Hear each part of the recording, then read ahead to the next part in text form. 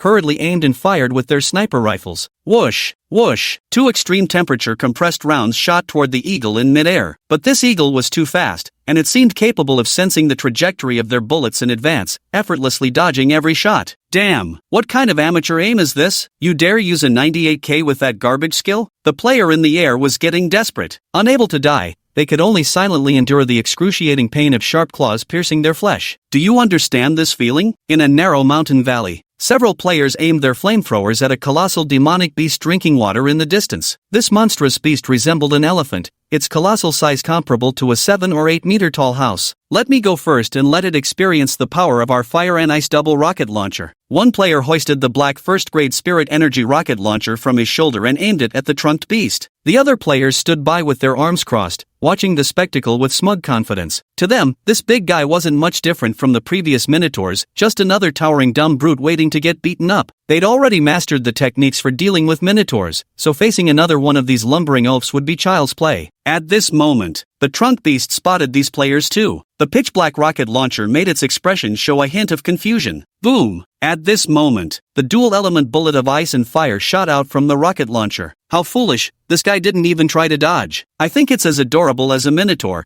and tonight we can have roasted elephant meat. The sight drew mocking smiles from several players. As the players had anticipated, the explosive frostfire bomb landed squarely on the weevil, detonating instantly. Flames first engulfed the entire beast, followed by an icy blast that froze it solid into a massive ice sculpture. Ah, you're such a noob. Is that it? Just this? Seeing this, the players felt there was really no challenge at all. Click. At this very moment, the trunk-nosed beast gave a slight shake. All the icy fragments covering its body shattered and fell to the ground. Upon closer inspection, not a single wound could be seen on its body. The trunk-nosed beast grinned, revealing teeth the size of fists. Showtime. Are you trying to tickle me? Planning to kill me with laughter? Damn, this guy's defense is ridiculously high. I fucking don't believe this. Brothers, let's go together. The smiles on several players' faces instantly froze, tinged with unwillingness. Especially when they saw the sneering expression on the dung beetle's face, they felt even more pissed off. How dare this fucking animal mock them? Several players immediately aimed their rocket launchers at this hulking brute. Charging up,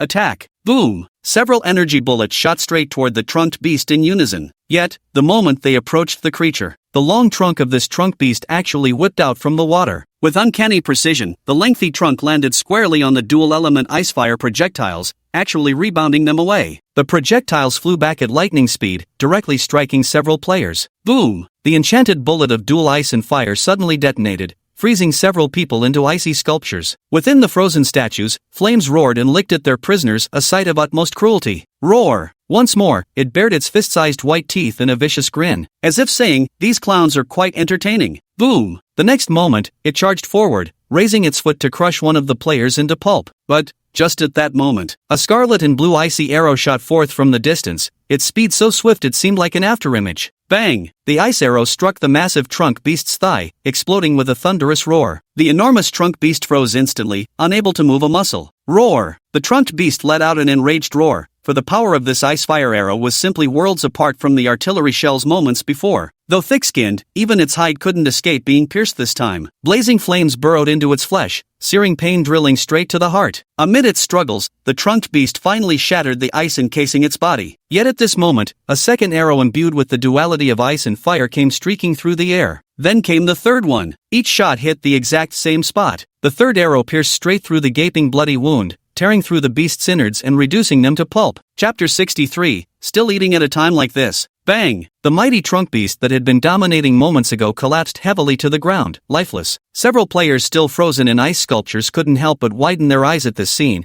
desperate to see who would save them yet utterly unable to move. There, Su Xiao approached slowly from the distance, gazing at these players with undisguised exasperation. He was still holding the spirit bow, blazing flame, rewarded by the system. How many waves is this now? Su Xiao had lost count of how many times he'd saved these idiotic players. Oh well. All along the way, he could hardly remember seeing anyone who had defeated a demonic beast. Whoosh! A flicker of flame appeared in Su Xiao's hand and landed on several ice sculptures, quickly melting them away. The players trapped inside were finally freed, but at first glance, everything had been burned to a crisp black, leaving only the whites of their eyes and teeth still white. Yet incredibly they weren't dead, just injured, appearing absurdly ridiculous. Xiaoshen, whoa, thank you Xiaoshen for saving us. Xiaoshen, why can you take it down so effortlessly, while our rocket launchers are so useless against it? Some players raised doubts. Su Xiaoyan flicked him lightly on the forehead. It's not RPGs that are dumb, but you guys are the idiots yourselves. This elephant trunk beast has reached the first order 3-star realm. Do you fools actually think you can challenge it? With your current abilities, you'd barely be scratching its itch. Su Xiao said speechlessly. First order 3-star equates to level 13 over double these losers' cultivation realms. How the hell are we supposed to fight this? Woo, brother Xiao.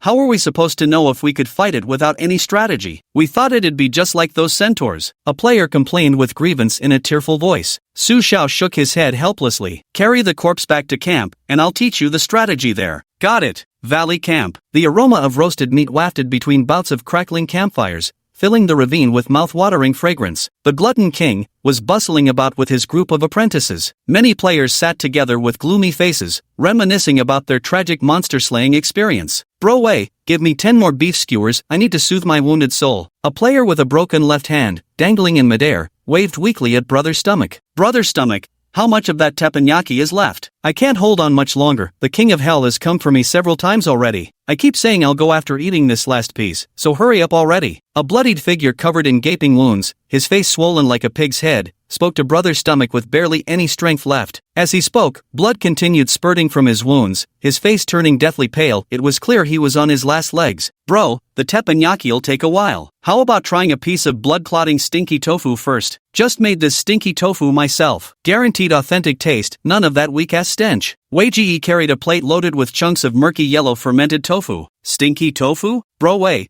you actually made stinky tofu? Holy shit, how did you pull that off? I thought stinky tofu needed to ferment for ages before it got smelly? The player stared in shock at the plate of stinky tofu in Brother Wei's hands. The craziest part was Brother Wei claiming this stuff could stop bleeding. That's downright outrageous. The glutton hee chuckled, his prowess hidden beneath humility. Brothers, this is inside the game, totally different from the real world. Plus, I've got a secret recipe up my sleeve. Guaranteed stinky. Brother Gut thumped his chest with pride. He recalled the grasses he had found beside the dung pit during his search related to the Starry Sky Divine Dynasty. Unexpectedly, they actually had blood-staunching properties. Damn, Brother Stomach, give me a piece. Me too. Players eagerly stepped forward to take the stinky tofu and began devouring it in big mouthfuls. Of course, many players kept their distance. To those who acquired the taste, it smelled wonderfully flavorful. To those who couldn't stomach it, it simply reeked. Bro Stomach is awesome, this really stinks to high heaven. It's disgustingly authentic. I've never tasted stinky tofu so true to its name. Damn, with Bro Stomach around, we're in for some real culinary treats. Look, he actually stopped bleeding. At this moment, a player stared in shock at that guy who had been riddled with bleeding wounds moments earlier. Initially, his wounds had kept gushing blood from the excitement, but after eating Stomach Guy's stinky tofu, the bleeding genuinely stopped. Moreover, his injuries even showed signs of healing. This is incredible. Stomach Bro, you're freaking amazing, you're the real god of cookery. At this moment, Su Xiao had also rushed back. He stared at this bunch of silly gooses who were missing arms and legs yet eating with great relish, completely baffled. It should have been a pitiful scene, yet somehow it felt incredibly harmonious and cheerful. The key was, these armless and legless folks were all in high spirits, as if celebrating the loss of a limb. Xiao Shun is back. Holy crap, Xiao Shun, when did you bring back a few Africans? Upon seeing Su Xiao, the group of players became even more excited and began lamenting their misfortunes. Many players curiously eyed those unlucky fellows trailing behind Su Xiao. African? Su Xiao glanced at the charge figures lying nearby. They did bear some resemblance. Your sister's African. I'm pure-blooded Yan Huang Chinese. See this? We got burned to crisps hunting this formidable demon beast. That's honor. You got that, dumbass? The group immediately fired back. The crowd now noticed the colossal corpse of the trunked beast and swarmed around it. How enormous. That'll last us forever. Holy crap, this damn thing is huge. Thicker than my whole body. How the hell did you guys pull this off? This bastard's incredibly strong with ridiculously thick hide, can't even put a dent in it. A group of players stared at several charcoal-covered players with stunned expressions. Up until now, not a single person who'd returned had succeeded. Who'd have thought these guys actually managed to hunt down such a massive trunk beast? This isn't something just anyone can pull off. Easy, just be good cannon fodder. Hand deliver ourselves to distract the trunk beasts, and with Dawn God taking action, wouldn't it be a piece of cake? Ugh, players all around couldn't help but complain.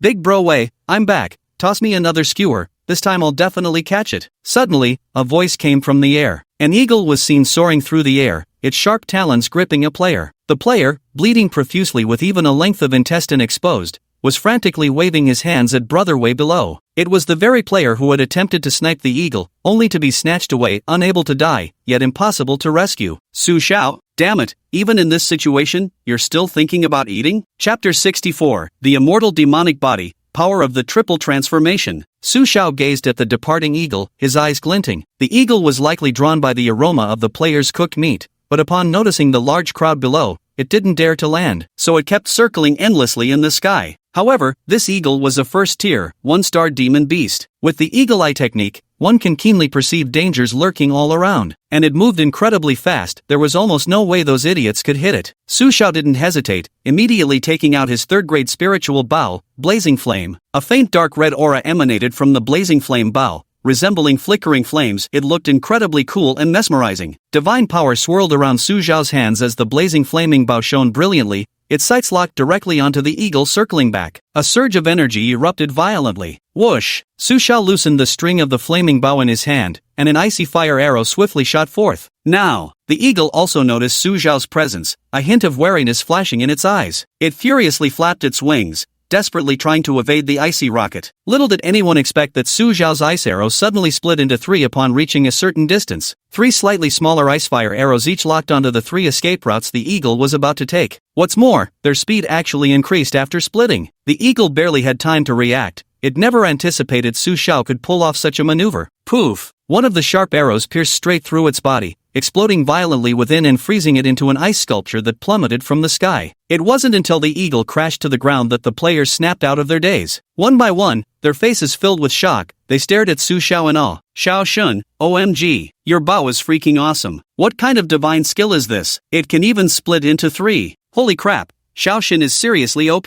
Brother Xiao, teach us, please? A group of players stared intently at Su Xiao, their eyes burning with eagerness. Su Xiao put away his flaming bow. I've already taught you. It's just that your current strength isn't at that level yet. When you all reach level 10, that is, first rank 1 star, you'll be able to precisely control your own power, diverting it to achieve effects like mine. So, you'd better focus on leveling up first. Xiao Su smiled and said, this move just now primarily demonstrated control over strength. Damn, this bow is absolutely sick. I thought my car 98K was king, but turns out I'm the clown here. Alright everyone, gather around. I'll be handing out a survival guide for the savage forest in a moment. Su Xiao waved at the players, signaling them to go retrieve that poor unfortunate soul. That's right, Xiao Xin is absolutely correct. Although this is a game world, it's one that requires using your brain. If you charge in recklessly without understanding the enemy's attributes and weaknesses, you'll naturally gain nothing. Suddenly, a pleasant voice chimed in. Everyone looked and saw that it was actually the language teacher, who had returned to the camp with a group of people. To their shock, This group was dragging several demon beast corpses along with them. Blazing horse, deep water crocodile, long-beaked bird. These were the very same demon beasts that had given them so much trouble. Chinese teacher, how did you manage this? That's incredible, you killed so many powerful demonic beasts. Chinese teacher, 3. These players now wore expressions of shock,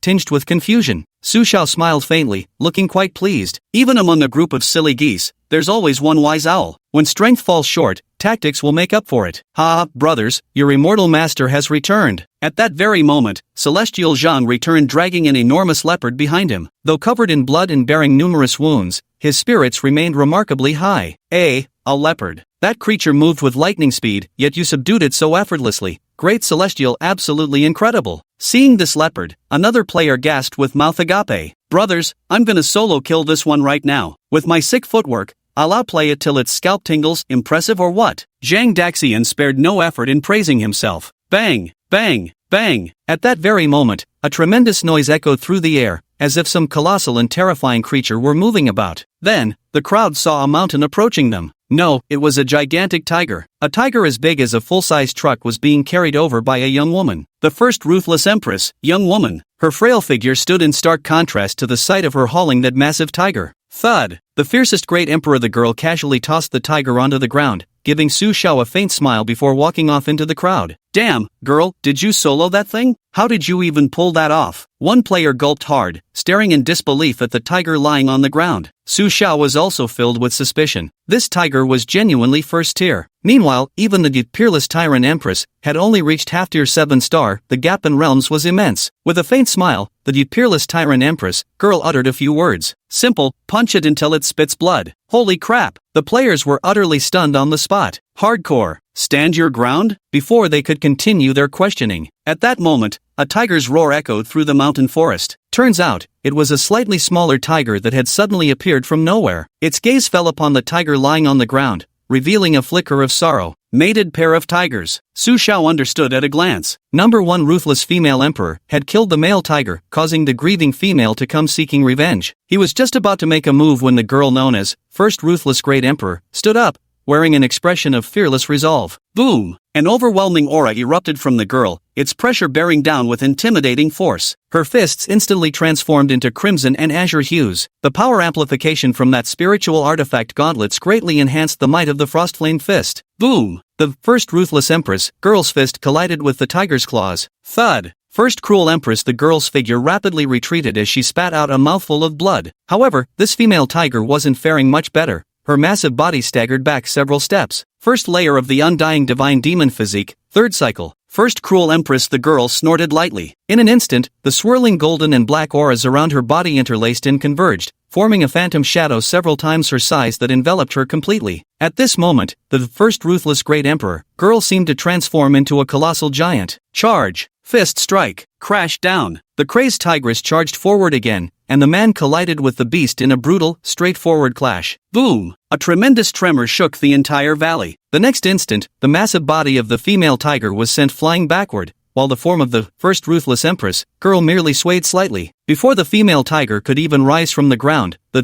first ruthless empress, girl charged once more. Bang! Bang! Bang! 3 consecutive punches landed, and this tigress couldn't withstand them at all. She just kicked the bucket. This scene left all the players present utterly shocked. Chapter 65, The Great Prophet, Knifed. Su Xiao was naturally the one who could most clearly discern what had happened to the sister known as the First Ruthless Great Emperor. The terrifying power unleashed when the meridians of the undying divine demon body underwent transformation and inversion. However, previously, the First Ruthless Great Emperor, sister had only managed to complete the second transformation at most. Who would have thought she had now reached the level of the third transformation? No wonder she could slay this demonic beast across realms. The first ruthless empress, the woman, staggered and collapsed onto the ground. This method of forcefully reversing the flow of meridians could briefly enhance explosive power, but it placed extremely high demands on the body itself. Fortunately, Su Xiao cultivated the undying divine demon body. Had it been anyone else, they would likely have self-destructed before successfully completing the reversal. Holy shit, this girl is a total badass. Damn,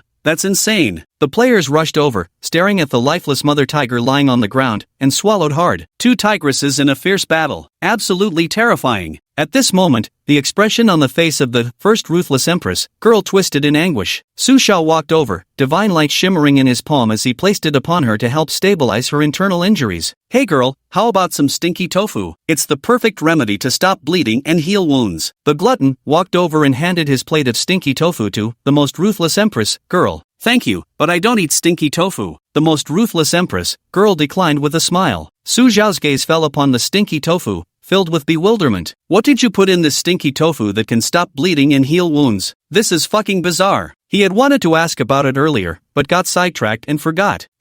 Secret recipe. Brother Wei chuckled and mysteriously pulled out a weed from beside the pit toilet of the Star Realm dynasty to show Su Xiao. You freaking. Su Xiao took one look and nearly threw up. Of course he knew about this. Ghost herb. It only grows in filthy, dark places. The crucial point is that ghost herb has little medicinal value and absolutely no efficacy in stopping bleeding or healing wounds. At most, it's only used in certain alchemical recipes when refining medicinal pills. But why does making it into stinky tofu help stop bleeding and heal wounds? Little god, authentic stinky tofu, guaranteed stinky. Want a piece? Brother Wei extended the plate in front of Su Xiao. Get lost. Su Xiao glared at him furiously, signaling to keep that thing away. Wasn't it damn stinky? Watching those players relishing their meals with gusto, Su Xiao couldn't bring himself to tell the truth. As long as no one dies, it's fine. Clean up better next time, or I'll kick you out of the game. Su Xiao threatened with a remark. This guy is seriously disgusting. Big Eater was startled and quickly said, God Xiao, I was wrong. I won't dare again. I guarantee everything else is clean as hell. Not a single additive in them. Thank goodness, thank goodness. Su Xiao got up and walked over to the corpses of several demon beasts. Divine power transformed into blades, slicing open the bodies of these demon beasts. After rummaging around for a while, he finally found a thumb-sized, round object inside the body of the trunk-nosed beast. Xia Shun, what the hell is this thing? Gallstones? The players asked curiously. Su Xiao, gallstones your sister. This is the demon beast's core, the essence of its being. It can be used to forge divine pills that enhance one's power. Apart from the power of faith, certain celestial treasures can also be refined into primordial faith essence to nourish and elevate a divine spark,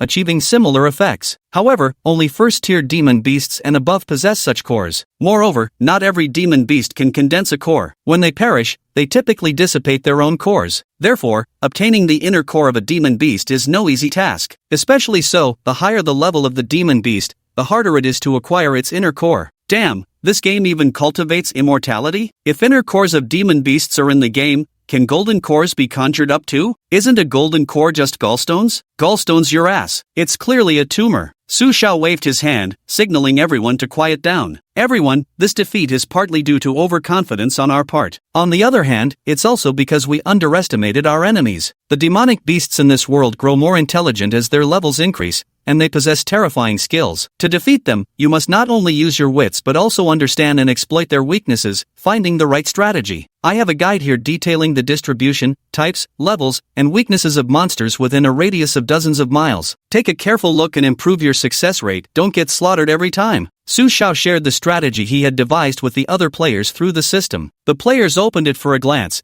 and one after another, bitter smiles appeared on their faces. Damn it, who knew the trunk beast was actually a level 13 boss? Holy shit, the eagle eye skill can detect movement within a 500-meter radius. No wonder we keep getting spotted. Got it. So when are we having barbecue? I'm starving as hell. The players familiarized themselves with the general route by studying the strategy guide provided by Su Xiao. Su Xiao then approached the girl known as First Ruthless Great Emperor, inquiring about her injuries.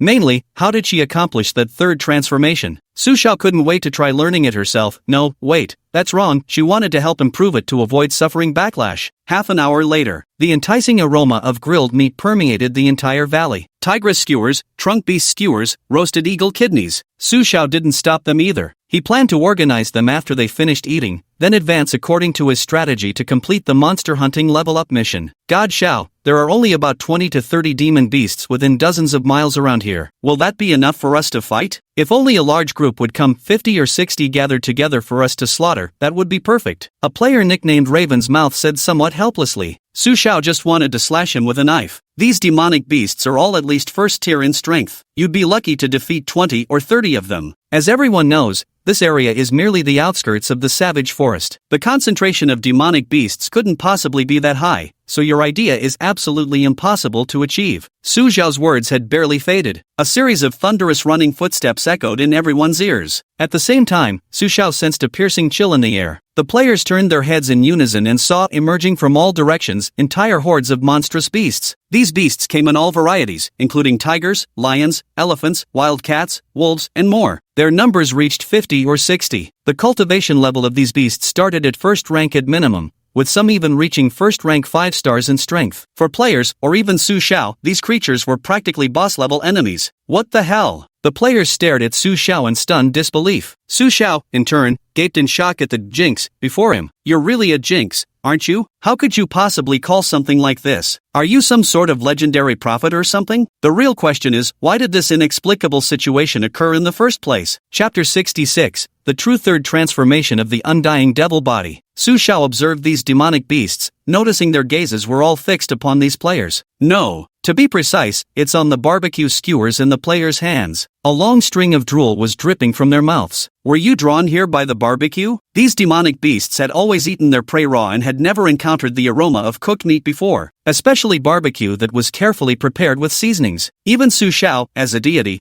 could hardly resist the temptation of this barbecue. How could they withstand it? However, the aroma of barbecue in this valley can spread at most 1 or 2 kilometers. How could it possibly attract all the demonic beasts within a range of 20 to 30 kilometers? Could it be that something happened in the primordial forest, causing these demonic beasts to abandon their nests? Wait, Xiaoshun, didn't you say it was impossible for so many demonic beasts to gather in one place? Xiaoshun, your guide seems a bit off. Shu, don't speak. Give Brother Xiao some face. The players were experiencing rather mixed feelings at this moment. So many demon beasts, terrifying, yet oddly thrilling. The scene of these monsters overrunning the camp was honestly a bit thrilling. If we could kill them, we'd definitely get some great loot. It seems we've triggered some hidden quest even Xiao God himself didn't know about. Looking at the number of these demonic beasts, it might be an S-rank hidden quest, might even have legendary rewards. Whoa, intense, an S-rank hidden quest. The players were momentarily stunned, but quickly composed themselves, eyeing the demon beasts as if they were juicy pieces of meat. Naturally, this pack of demon beasts thought the same way. The next second, these beasts charged straight at them. The players were eager for action. You're no match for them. Fall back for now.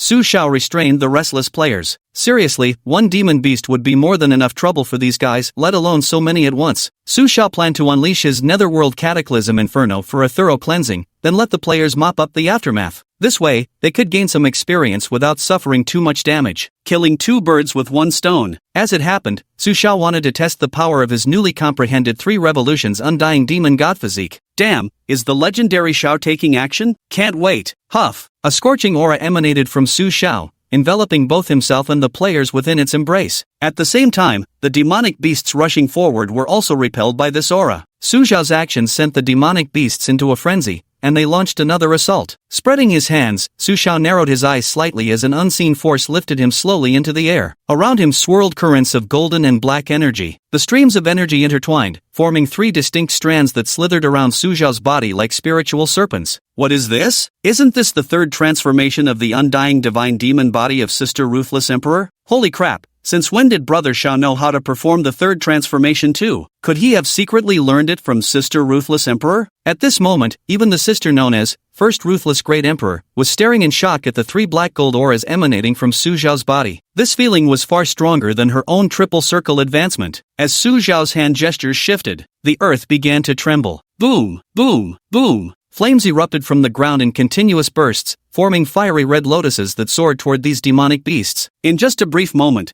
these fiery red lotuses had already spread throughout the horde of demonic beasts. Bang! A lotus flower burst open, followed by a second one. Dozens of lotus blossoms exploded instantly, forming a sea of flames that engulfed 50 to 60 demonic beasts in an instant. Hee. Screech screech. These demonic beasts let out miserable screams as they fled the sea of flames. However, those with slightly weaker strength collapsed within the fiery inferno before they could escape. In an instant, the original 50 to 60 beasts had been reduced by 1/3. The remaining 2/3, apart from those powerful enough to escape the sea of flames, were all more or less injured. This scene stunned the players. Even Su Xiao was completely shocked. The power unleashed by the undying divine demon physique, combined with the now mastered netherworld cataclysmic inferno, was simply terrifying. The only slight drawback is that it consumes quite a bit too much. Oh my god, What kind of skill is this Xiaoshan has? It's absolutely insane. If I had this kind of power, would I still need to play it safe and farm quietly? Roar! At this moment, the largest and most powerful beast let out a furious roar, evading the sea of flames as it charged straight toward Su Xiao. It was a rhinoceros, galloping like a tank, shaking the ground beneath its feet. Frozen Inferno Fist. Su Xiao took a deep breath and activated the first layer of the immortal demon body's 3 revolutions once again. A towering and majestic phantom of Su Xiao directly enveloped him within its form. Damn, Boss Xiao is huge. He looks like a demon god. Boom! As Su Xiao raised his fist, the giant phantom shadow also raised its fist. The red and blue frost flame fist emitted muffled pops, trailing a dazzling streak of colors before violently colliding with the rhinoceros horn. At the impact point, shockwaves rippled through the air with explosive cracking sounds. This collision actually generated a miniature whirlwind. The sheer power of both was evident. Boom! The next moment, the rhinoceros could no longer hold on as its body was sent flying backward, crashing heavily into the mountain wall behind it. The impact carved a massive hole into the wall, embedding its colossal frame within it. The entire valley trembled violently several times before finally settling. As for Su Xiao, he merely stepped back a short distance, his face slightly pale. Activating the reversed Undying Fiend's body twice in succession had left him barely able to endure. Seeing this, the remaining demon beasts all wore expressions of terror and began retreating frantically. Su Xiao waved his hand upon seeing this. I'll leave the rest to you now. I hope you can quickly grasp combat techniques and complete the Divine Dynasty's mission. The system-assigned mission had a time limit of merely 7 days. Such a short time frame. Su Xiao had to press forward amidst these players to have any chance of success. Don't worry, Xiao God, leave it to us. Brothers, follow the Great Immortal. He'll show you what it means to farm monsters without losing HP. Solo the Canyon Beasts. With a roar, Zhang the Great Immortal charged toward the nearest monster. Language arts teacher stood on an elevated position, holding a simply made loudspeaker. Folks, we're now activating team mode. We need fighters of various professions. Rest assured, under my command, with proper division of labor and logical arrangements, we will definitely hunt down countless demonic beasts and level up at maximum speed. Hard to kill monsters? That's only because they haven't met this King of Survival from PUBG yet. A player named King of Survival gripped his 98K rifle and sprinted toward the high ground in the valley. Chapter 67. The first survival king who outlasts even the end of time. Deep within a dense forest, Zhang Daxian was locked in combat with a gigantic octopod creature. This octopod beast had reached the cultivation level of first tier 2-star, yet Zhang Daxian was only at the half-step 8-star level, a considerable gap between them. But Zhang Daxian showed no fear whatsoever. Boom! At that moment, the octopus beast attacked again, charging forward with the speed of a train and arriving before Zhang Daxian in the blink of an eye. But Zhang Daxian remained completely still, his gaze tightly fixed on a massive tentacle that had been captured in the photograph. Wind force, night stage, phantom displacement. As these words left Zhang Daxian's lips, his figure instantly vanished from sight, leaving only a trail of afterimages behind. This was the Eternal Gods, comprehension derived from Li Bai's spatial shift, skill in honor of kings. The next second, Zhang Daxian appeared near this octopus beast. Bang Kai, Zanpakuto, primordial moon slash. A single slash descended, like a crescent moon. The octobeast never expected Zhang Daxian could pull off such a move, and was instantly struck in its vulnerable underbelly. A gaping wound tore open across its abdomen, blood gushing forth in torrents. This was the weakness uncovered after reading Su Xiao's guide, so Zhang Daxian's objective was crystal clear. Screech, screech. The 8-clawed beast, having been slashed, was seething with fury. 3 tentacles closed in from different directions, encircling Zhang the Immortal, poised to strike him down in a single lethal blow. With all escape routes cut off, he was cornered with nowhere to hide. Immortal, be careful. The Immortal is done for. The players watching the Immortals battle from the sidelines, hoping to learn from the experience, were all shocked at this moment. Don't panic, watch my serpentine footwork. Zhang Daxian's gaze turned solemn as the blade in his hand descended toward one of the tentacles. Ice Cyclone Blade. A swirling cyclone of blades shot toward the tentacle, striking it before rapidly freezing over in a layer of glacial ice. This was one of the skills developed by the Eternal God, combining the Iato slash with the chilling power of Frost Chi. This also caused the tentacle's attack to slow down slightly. Wind force, night stage, shadow shift. Zhang Daxian let out a low, growling roar. His figure vanished once more, reappearing at the spot where he had previously cast shadow shift. A perfect replica of Li Bai's blink strike, skill from Honor of Kings. Bang! Several tentacles slammed into thin air. Holy shit, you're OP as hell. Immortal Li Bai has been reborn. Great Immortal,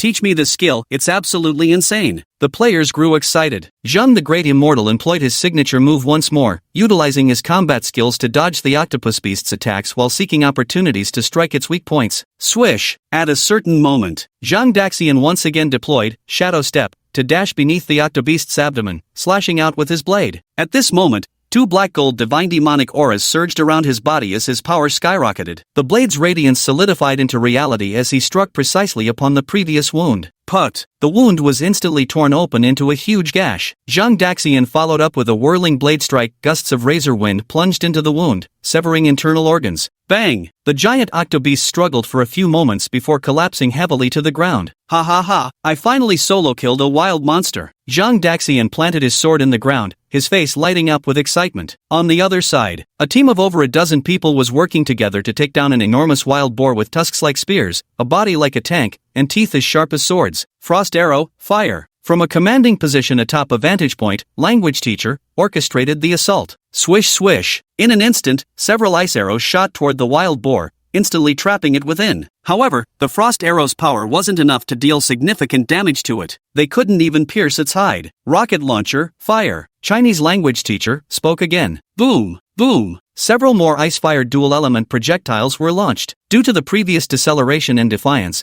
these rocket-propelled ice-fired dual-element rounds all struck the wild boar accurately. This time, even with the demon boar's thick and tough hide, it couldn't withstand such attacks. Its flesh was torn apart, revealing bright red muscle beneath. But this also sent the demon boar into complete frenzy. Each strand of hair stood stiff as steel needles, with both strength and speed dramatically increased. Armored team, defend. Language teacher calmly commanded the third squad to attack. Crack, crack, crack. Before several players, fragments of spirit tools forged from refined iron hovered and gathered together, forming an enormous shield. Boom! The wild boar slammed heavily onto the shield, sending several players flying. However, this also brought the boar's charge to a sudden halt. Frost arrows, keep firing. Follow up with rocket launchers, Chinese language teacher hurriedly said. A few minutes later, the wild boar finally collapsed heavily to the ground. Let's all take a break first. Those who are injured and bleeding, eat some stinky tofu to heal, and then we'll continue fighting. Chinese teacher wore an expression of certain victory. At the edge of a cliff, a massive wildcat slowly advanced, suspicion gleaming in its eyes. The stray cat sensed a trace of danger, yet it couldn't tell where this hint of peril came from. It felt as if eyes were watching from all directions. Meow! The stray cat roared several times, raising its claws and swinging them wildly toward the grass ahead. Sharp claw streaks landed in the grassy patch, tearing it into complete disarray. FCK, we're spotted, I'm totally screwed now. At this moment, amidst the haystacks, several players grumbled as they struggled to their feet, laboriously raising their Gatling guns to spray bullets at the wildcat. Unfortunately, the wildcat was too fast. Every single bullet infused with scorching and freezing energy was effortlessly dodged. Like a phantom, the wildcat materialized before the players and tore them apart in an instant. Then, its gaze shifted towards something far more distant. Not good, we've been spotted too, run. In the wildcat's line of sight, two men armed with 98K rifles, who had intended to take them out with a single shot, were now in a panic. However, just as the stray cat was about to give chase, pop, a faint rustling sound. Where its claws had just wreaked havoc, a long energy bullet shot out like lightning,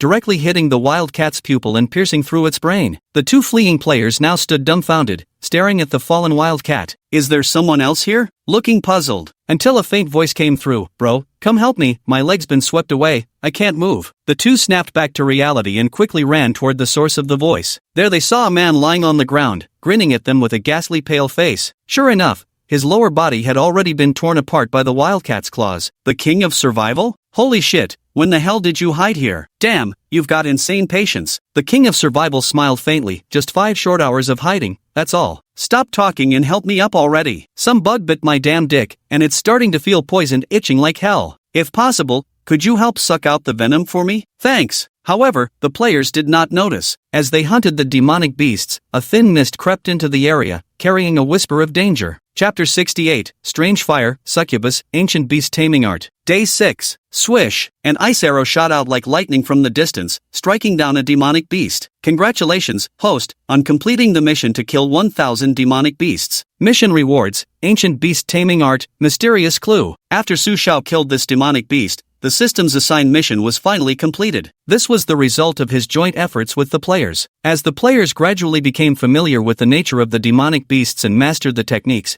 their efficiency in hunting them began to improve. Finally, on the 6th day, the killing mission was completed. To Su Xiao's surprise, this time the reward consisted of 2 different items. Ancient beast taming technique. This is truly a valuable treasure. Some formidable races, such as dragons, phoenixes, and Shilans, these divine tier species, present great difficulty in bending them to submission as followers of a divine lord. It can be said that adult dragons, phoenixes, and Shilans would almost never lower their noble heads to become devotees of the prime gods. They themselves possess innate talents, with abilities that rival even those of the chief deities, perhaps even surpassing them. What kind of logic is it when the strong submit to the weak? However, with the beast taming art, things became different. The beast taming art allows you to communicate with these noble-blooded creatures, earning their favor and trust. By doing so, there is a chance to make these divine beings become your own race. The Celestial Script Academy also has beast mastery techniques, but those are just ordinary ones. This is the Ancient Beast Taming Scripture. The difference lies in 2 additional words. The Ancient Beast Taming Scripture contains techniques for communicating with high-level beings like dragons, phoenixes, and Shilans. As for ordinary beast taming scriptures, it depends on their grade. It can be said that the Ancient Beast Taming Scripture is the most supreme among all beast taming scriptures. What the hell is a mysterious clue? Su Xiao infused a strand of divine power into this mysterious clue. An ancient legend exists in the primordial wilderness forest. There is a strange celestial flame between heaven and earth, known as the alien fire. Alien fires are scattered across the great secret realms of the world, hidden in certain mysterious corners. Those destined to obtain them can wield terrifying power, capable of burning the heavens and destroying the earth. Su Xiao was momentarily stunned. Could this be the same otherworldly flame that Xiao Huahua possesses? Damn! Could this divine world possibly be a fusion of countless realms? Su Xiao continued reading and was completely stunned. The Crimson Lotus demonic flame? The mysterious clue actually pointed to the Crimson Lotus demonic flame, ranked 99th on the extraordinary fire ranking. There were a total of 100 extraordinary flames between heaven and earth, yet Su Xiao never expected to encounter one of them here. The system reward truly lived up to its premium quality. System mission: obtain the Crimson Lotus demon flame, resist the succubi from the depths of hell. Time limit: 7 days. Mission success reward: unknown. Mission failed, perhaps at the cost of life. The system's voice once more rang in Su Xiao's ears. Succubus? Hearing this name, Su Xiao couldn't help but shudder. A succubus was a terrifying specter, adept at creating illusions to trap enemies within and torment them to death. Was the system implying that Su Xiao was about to face an attack from a succubus? As Su Xiao was pondering, he suddenly noticed something amiss in the dense forest before him. A wisp of eerie white mist was slowly seeping into the woodland. This is the aura of a succubus. Seeing this, Su Xiao couldn't help but startle. He had read about succubi in ancient texts at the Celestial Script Academy. The appearance of the white mist barrier meant a succubus would soon descend upon this place. Even the weakest succubus surpassed the power of divine masters, far beyond what his current abilities could withstand. But why would a succubus appear here? Could it be for the soon-to-emerge Crimson Lotus demon fire? Su Xiao's mind raced as he quickly pieced together the probable sequence of events. Succubi are murderous beings. Any creature tainted by their aura will be tortured to death. Having already been exposed to this white mist barrier, Su Xiao understood even if he retreated to the celestial court, the succubus would still hunt him down. So now, the only hope lies in obtaining the Crimson Lotus demon fire to counter the succubus. Su Xiao cursed his misfortune internally. He had just dealt with the Celestial Empire's invasion when the Netherworld dynasty's assault remained unresolved, and now this succubus had appeared. After some thought, Su Xiao headed swiftly toward the camp. Half an hour later, Su Xiao gathered all the players together. Everyone, thanks to your hard work, our mission progress is exceptionally good, but it's still far from enough if we want to become true elites. Moreover, I just received troubling news. We're under attack by succubi and need to mount a resistance. Before Su Xiao could finish speaking,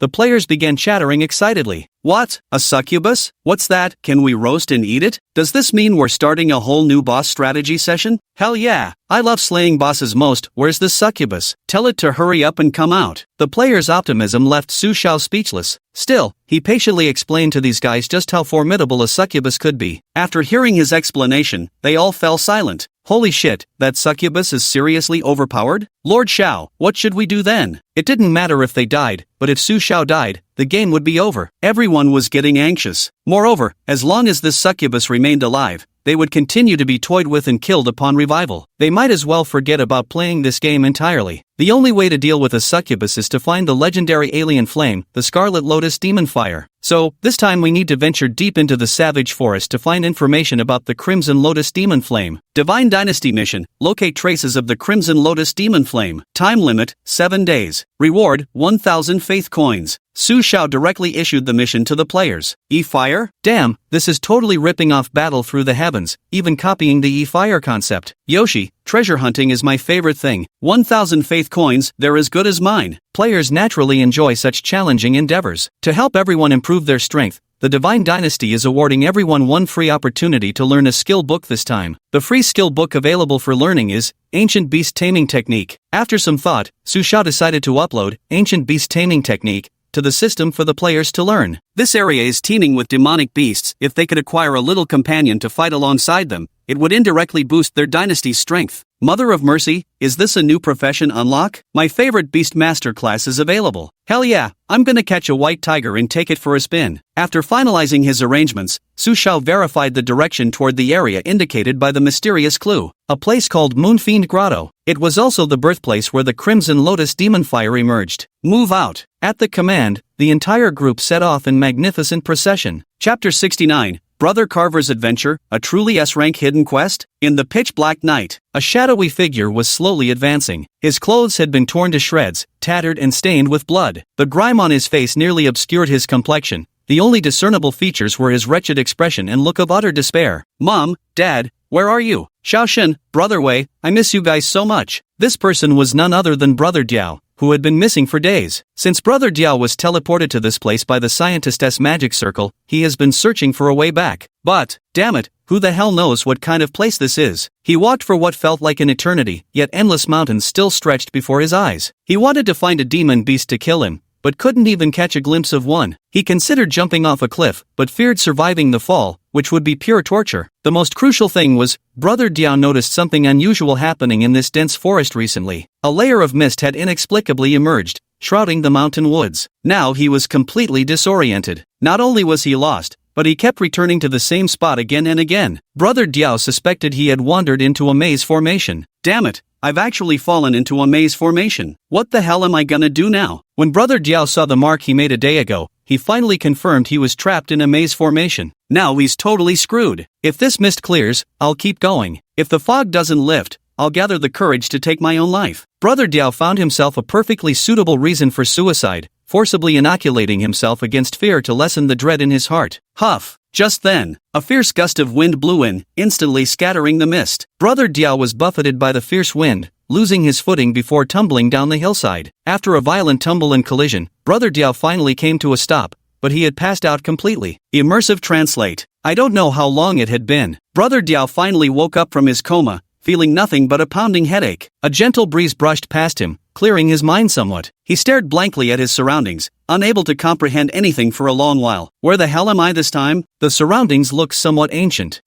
Yes, indeed ancient. This isn't a natural terrain, there are traces of carving. Light shone down from above, accompanied by the sound of dripping water all around. It seemed like this might be a cave inhabited by people. Brother Diao rubbed his eyes, adjusting to the dim light in the cave before he could clearly make out the scene before him. This turned out to be an underground palace. A vast underground palace, with enormous stone pillars carved around it. The pillars were covered in flame runes and engravings of colossal demonic beasts. These beasts were all robust and powerful tigers, appearing exceptionally fierce and majestic. Moreover, flames danced upon these tigers' bodies, making them appear even more majestic. This palace seemed to be the final destination, with only a single passageway extending forward into unknown depths. Brother Diao was positioned directly above the palace. This was an elevated platform flanked by statues of flaming tigers on either side, beyond which lay circular pits dotting the surroundings. Occasional flickering flames danced within the pit. Where is this place? Is anyone there? Hello, I'm a package delivery courier. Hello? Diao called out several times,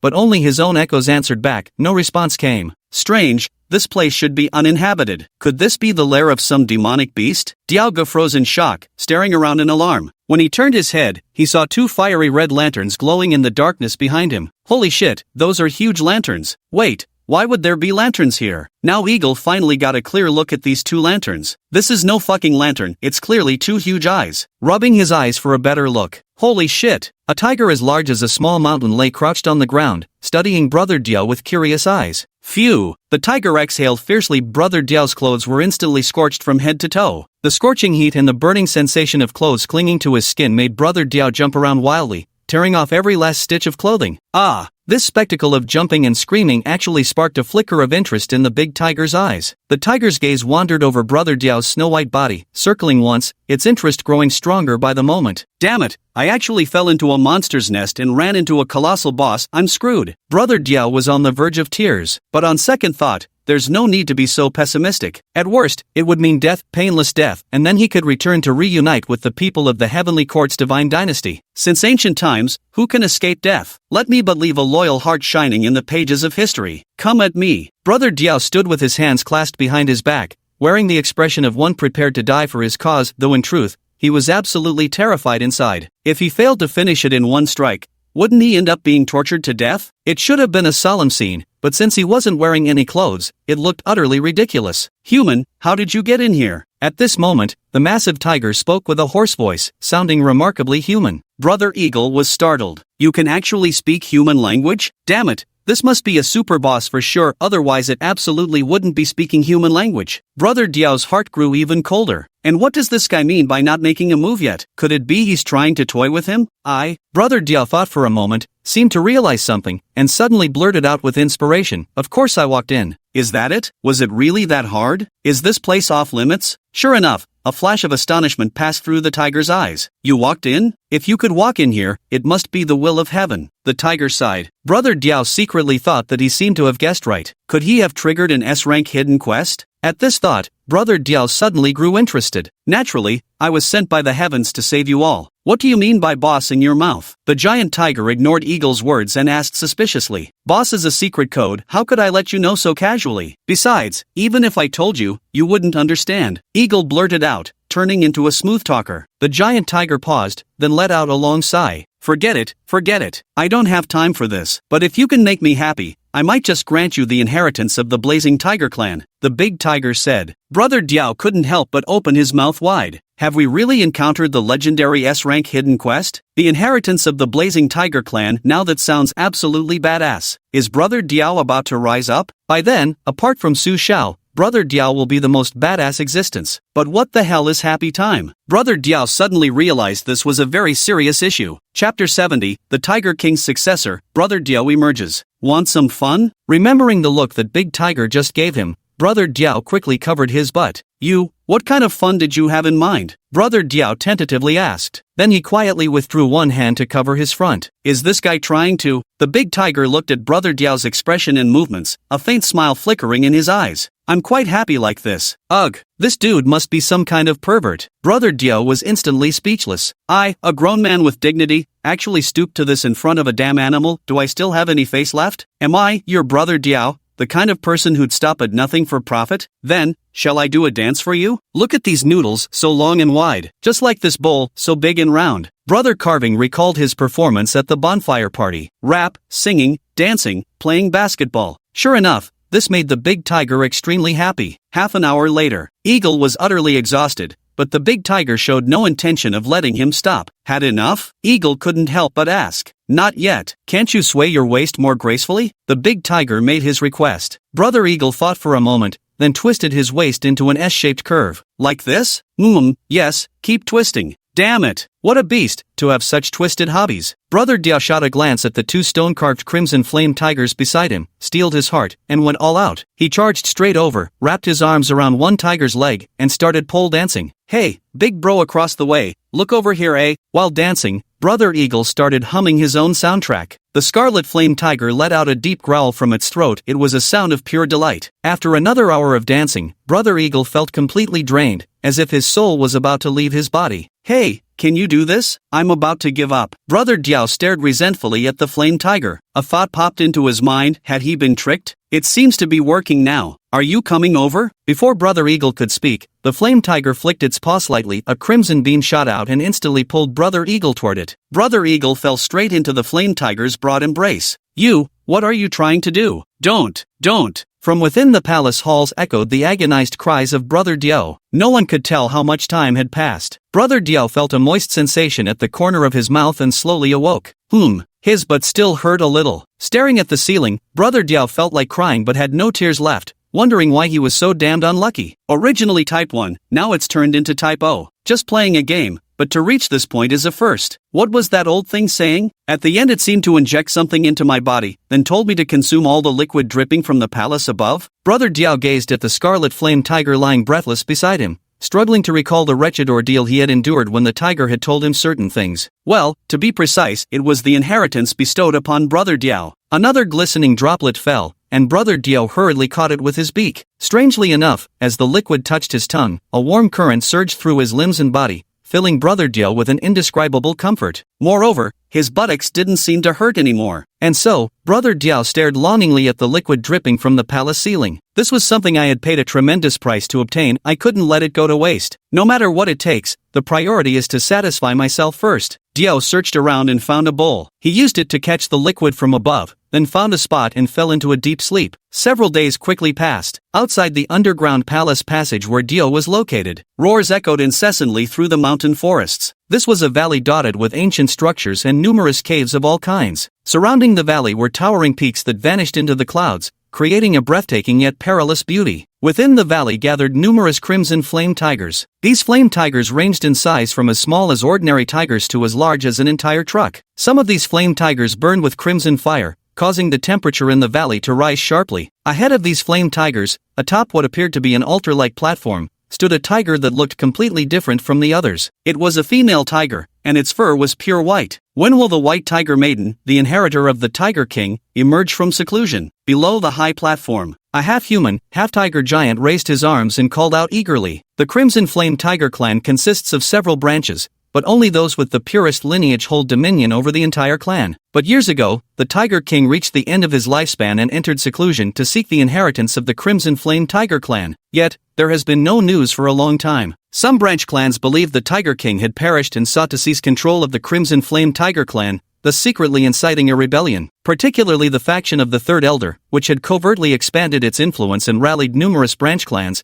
had already surpassed the power of the main lineage. Soon, the grand gathering of the feather tribe of the demon race is about to commence. The descent of heavenly fire presents a golden opportunity for the Crimson Flame Tiger clan to rise within the feather tribe. Seizing this moment, the Third Elder launched a political maneuver, attempting to usurp power and seize control of the Crimson Flame Tiger clan. At this very moment, the Tiger King sent word to the Holy Maiden, saying that the successor had been found. This brought immense joy to the main lineage. Today, they gathered here to await the emergence of the Tiger King's successor from seclusion. Only the Tiger King's successor could restore the main lineage to its former glory and suppress the Third Elder and other branch lineages. The snow-white tiger with strikingly beautiful fur arrived at the edge of the high platform, gazing down at its clan members below. It should be soon. The Tiger King told me it would be today. Let us wait here. When the Tiger King's successor emerges, we shall proceed directly with the ceremony to welcome our future ruler. As the white tiger saintess spoke these words, the fur on her tiger head actually took on a faint reddish hue. At this moment, within the sacred cave of the Crimson Flame Tiger clan, Brother Carving awoke once again. The bowl had already accumulated a small half-bowl of essence liquid. Looking upwards,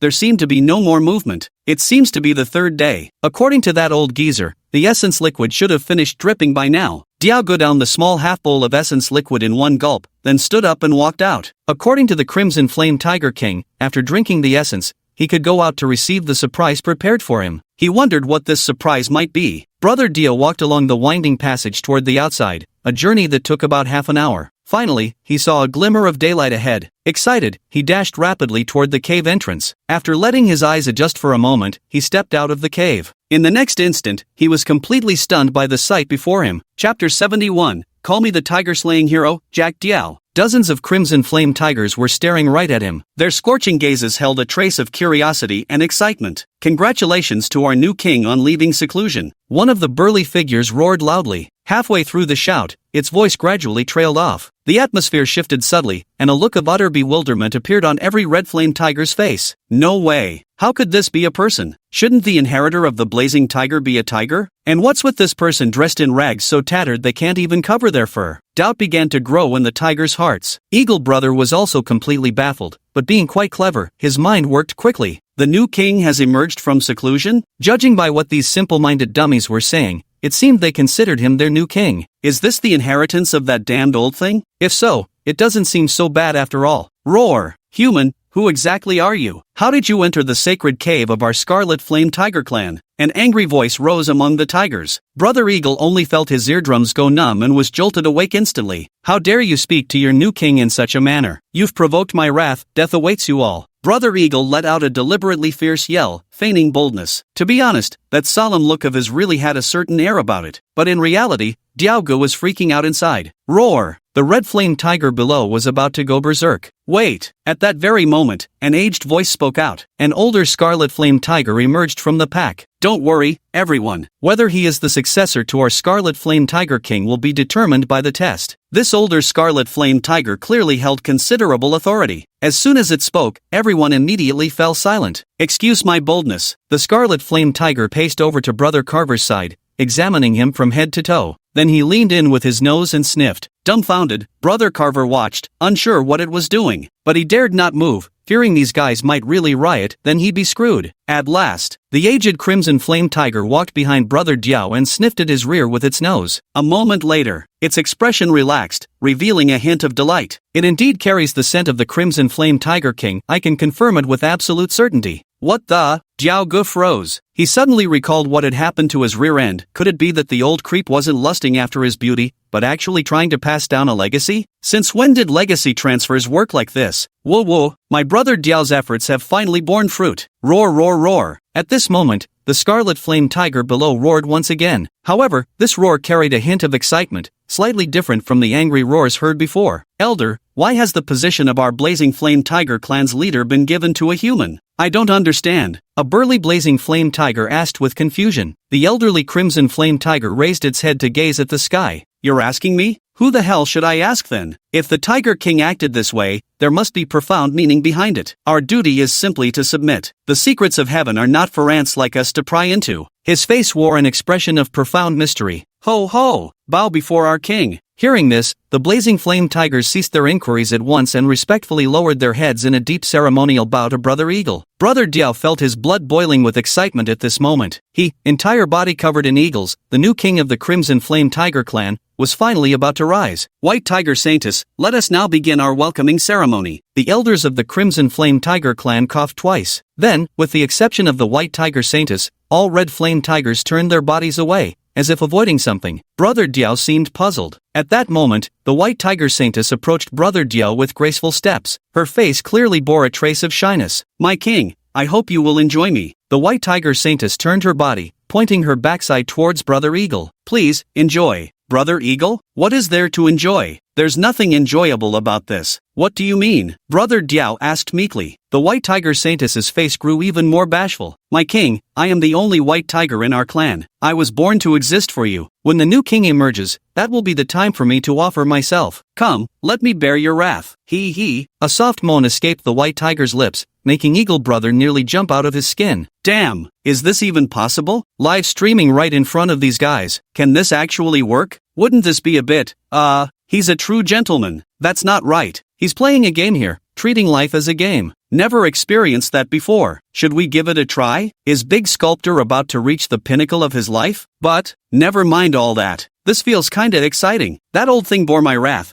and now its kin bears my wrath in turn. Seems fair, doesn't it? The key is the thrill of it. This is a genuine white tiger. From now on, he, Brother Carver, will be known as the tiger-slaying, King, hero.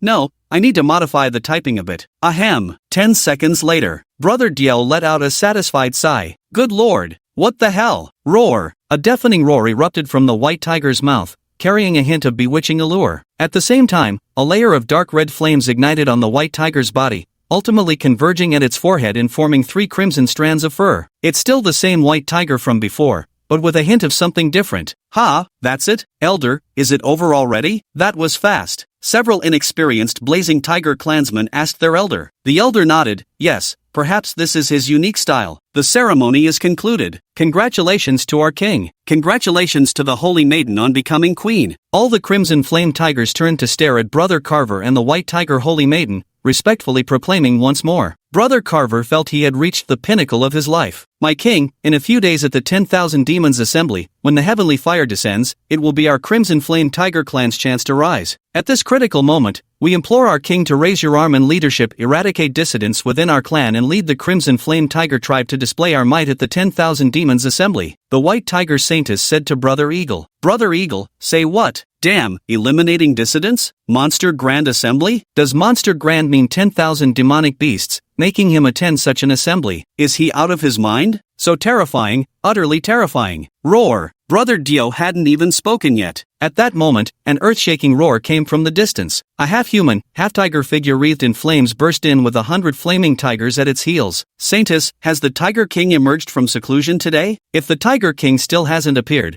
we'll have to enter the sacred cave to investigate and select a new Tiger King. Chapter 72, Brother Eagle's 3-day deadline. The voice was brimming with disrespect. The moment Diago heard it, he knew trouble had arrived. He felt rather wretched. After finally managing to become the Tiger King, before he could even revel in his newfound status, internal strife erupted within the tribe. Look at this guy acting all high and mighty, I might actually get beaten to death. This is beyond awful. No way, I've got to come up with something. If only Xiao Shun were here. Brother Diao began formulating a plan in his mind. Lai Ji, you've arrived just in time. Just now, our new Tiger King has been born, and we've completed the grand welcome ceremony. Come and greet him. At that moment, the elder from earlier stepped forward and addressed the leading flame tiger. This half-human flame tiger is the rebel leader. Under its instigation, many branch clans have joined its side. A new Tiger King? That's impossible. Lai Ji suddenly roared loudly, his expression instantly twisting into one of rage and ferocity. How could a new Tiger King have appeared? Wouldn't that completely disrupt his plans to seize power? Lai Ji, I advise you not to be ungrateful. The new Tiger King is the rightful successor of the previous Tiger King, and I have personally verified this. If you refuse to submit, it will be considered insubordination. The elder's tone turned cold. At this moment, Lai Ji and the other tigers turned their gazes toward Brother Eagle. At first glance, everyone was stunned. The Tiger King? This was clearly just a man. Elder, this is the Tiger King you mentioned? This is obviously a human. Lai Ji asked doubtfully. It's true he's human,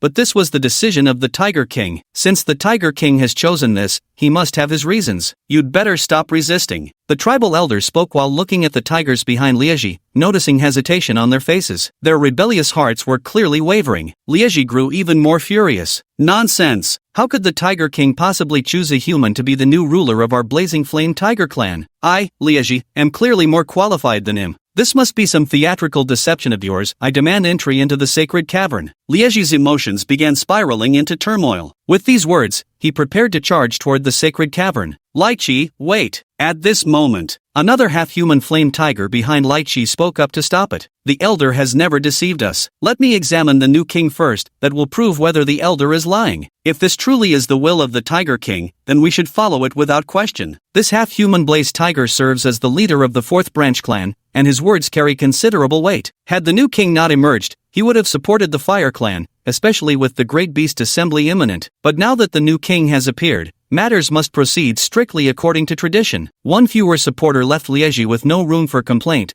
no matter how dissatisfied he was. The half-human flame tiger, just like the elder, came behind Brother Diao and took a deep sniff. No doubt about it, this is the scent of the Tiger King's legacy, he said with a face full of relish. Lai Sun pays homage to our king. Homage to our king. Following Lai Sun's gesture, many crimson flame tigers saluted Diao Gu. Lai Ji, what do you have to say for yourself now? The white tiger saintess glared at Liegi, voicing her displeased condemnation. No! To let a human become the king of our Liegi, I refuse to accept this. I shall exercise my right to challenge. I challenge him to duel. Lai Ji had no choice but to exercise his right to challenge. Within the Crimson Flame Tiger clan, if members were dissatisfied with the new king, they could exercise their right of challenge. If victorious, the new king might indeed be overthrown and replaced. After all, the Crimson Flame Tiger believes in might makes right. Lai Ji, you may exercise your right to challenge. Our king, please teach Lai Ji a lesson. The elder turned to Brother Diao and spoke respectfully. Brother Diao, are the demon clan always this brutal? With just a few words, they pushed him onto the fighting platform. But with his level of strength, what's there to fight? He couldn't even beat new demon beasts before. These talking ones must be extremely powerful. There's no way he can win this.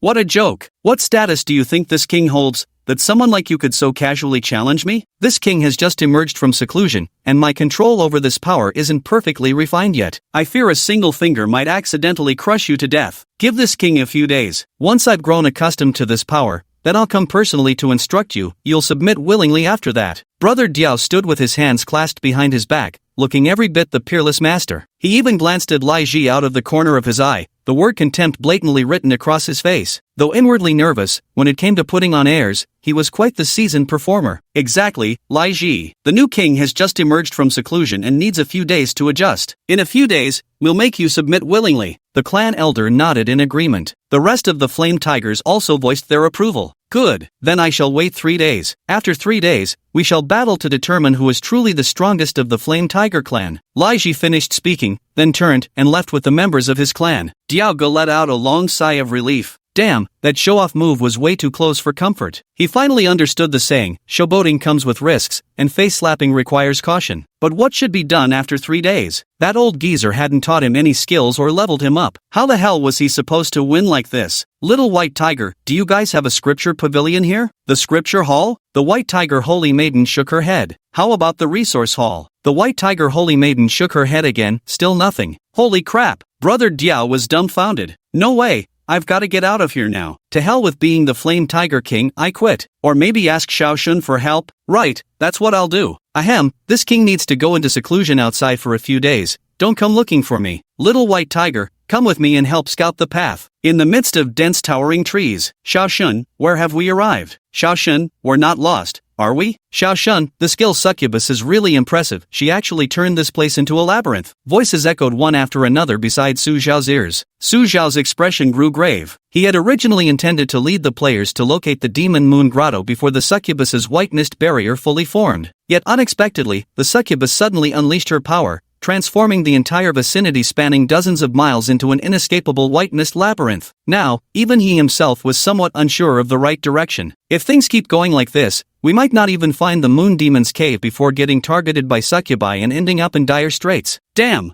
What are you spacing out for? Come over and eat some barbecue. Since ancient times, who can escape death? Have barbecue first, then meet your breath. Brother Huang Tian Emperor, Yamit. He stepped forward and patted Su Zhao's shoulder. Just as Su Zhao was about to speak, he suddenly sensed an aura of extreme danger. A white tiger wreathed in flames emerged slowly from the dense forest. Chapter 73, Innate Divine Ability, Piercing Through Illusions. When he saw this white tiger wreathed in flames, Su Zhao's pupils abruptly constricted. It was actually a blazing flare tiger. Within the bloodline of blazing flare tigers flowed a trace of the primordial tiger clan. They were among the noblest of demonic beasts. Many years ago, when the blazing flare tiger clan was at the peak of its power, even the mighty Divine Wood City had to show them some deference. However, for some unknown reason, they gradually declined over the years and eventually disappeared without a trace. Unexpectedly, I encountered one here. Moreover, this blazing tiger was white, a rare occurrence among its kind. In the blazing tiger clan, white tigers are born as sacred maidens, the exclusive companions of the Tiger King.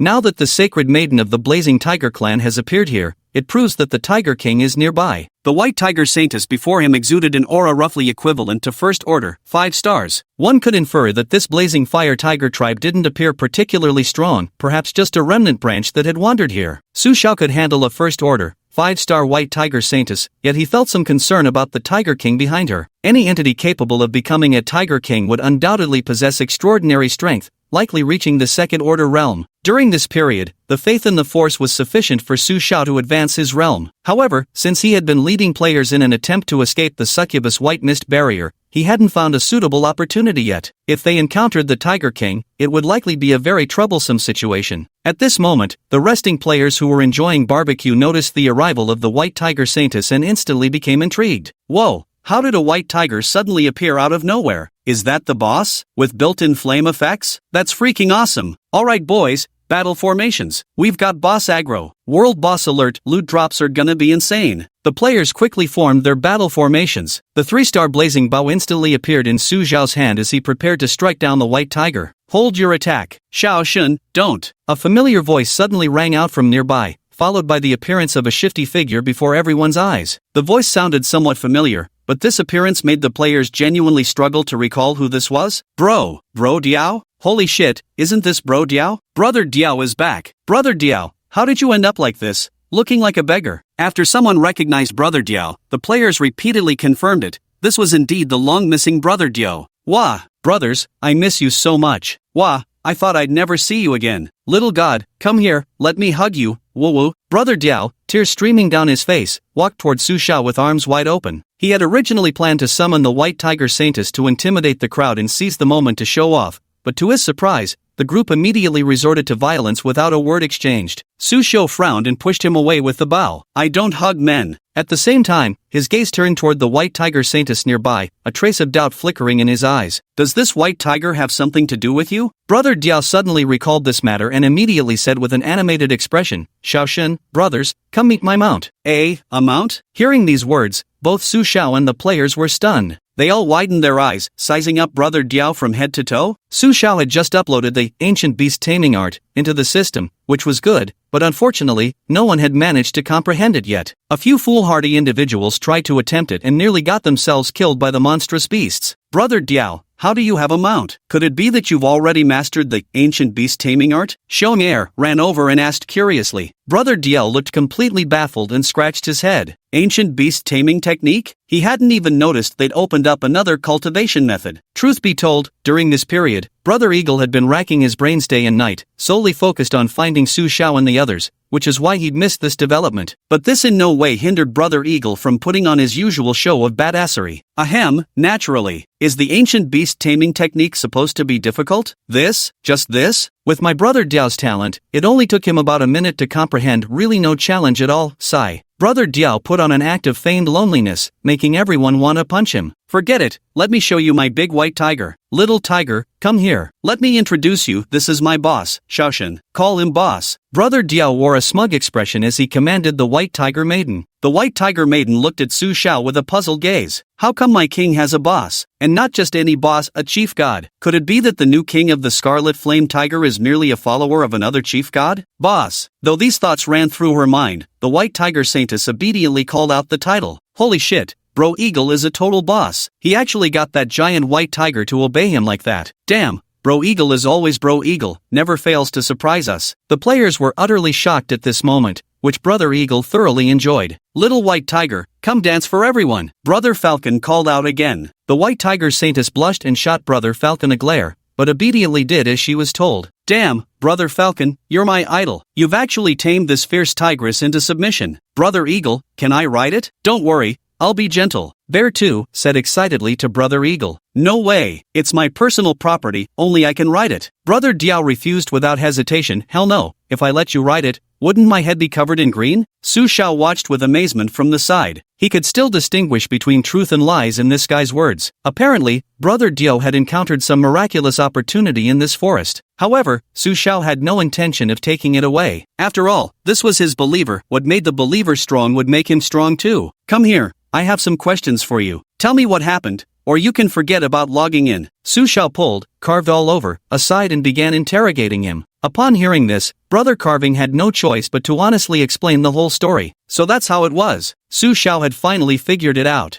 However, such an experience as Brother Diao's is unlikely to be replicated. About to speak, suddenly, waves of chilling air swept in from the mountain woods, leaving the players trembling uncontrollably. Whoa whoa, GGG. At the same time, faint sounds of wailing and howling could be heard in the distance. Su Xiao immediately realized these were the signs of an impending succubus appearance. Oh no, succubi are coming. Everyone, get ready. This time we might be in for some serious trouble. Su Xiao quickly gave the order. Brother Diao gave a mysterious smile, cutting Su Xiao off. Xiaoshen, what the hell are you scared of? With Brother Eagle here, any succubus or shadow demon is just trash. Little white tiger, show my brothers your divine talents and get us all out of here. Brother Eagle commanded the White Tiger Saintess. Flames instantly swirled in the White Tiger Saintess's eyes, making them glow like fiery golden pupils. Su Xiao couldn't help but feel overjoyed. He never expected the Scarlet Flame Tiger clan to possess such divine abilities, which solved his major problem. Chapter 74, Eagle Brothers Intensive Training. Preparing for battle. The White Tiger Saintess took the lead, charging swiftly in one direction. Follow me. The calm voice coming from its mouth left the players stunned once more. It can actually talk. This is a goddamn first. Everyone, follow along. Su Xiao called out and followed behind the White Tiger Saintess. A large group of people marched grandly toward the depths of the savage forest. As Su Xiao and the others moved away,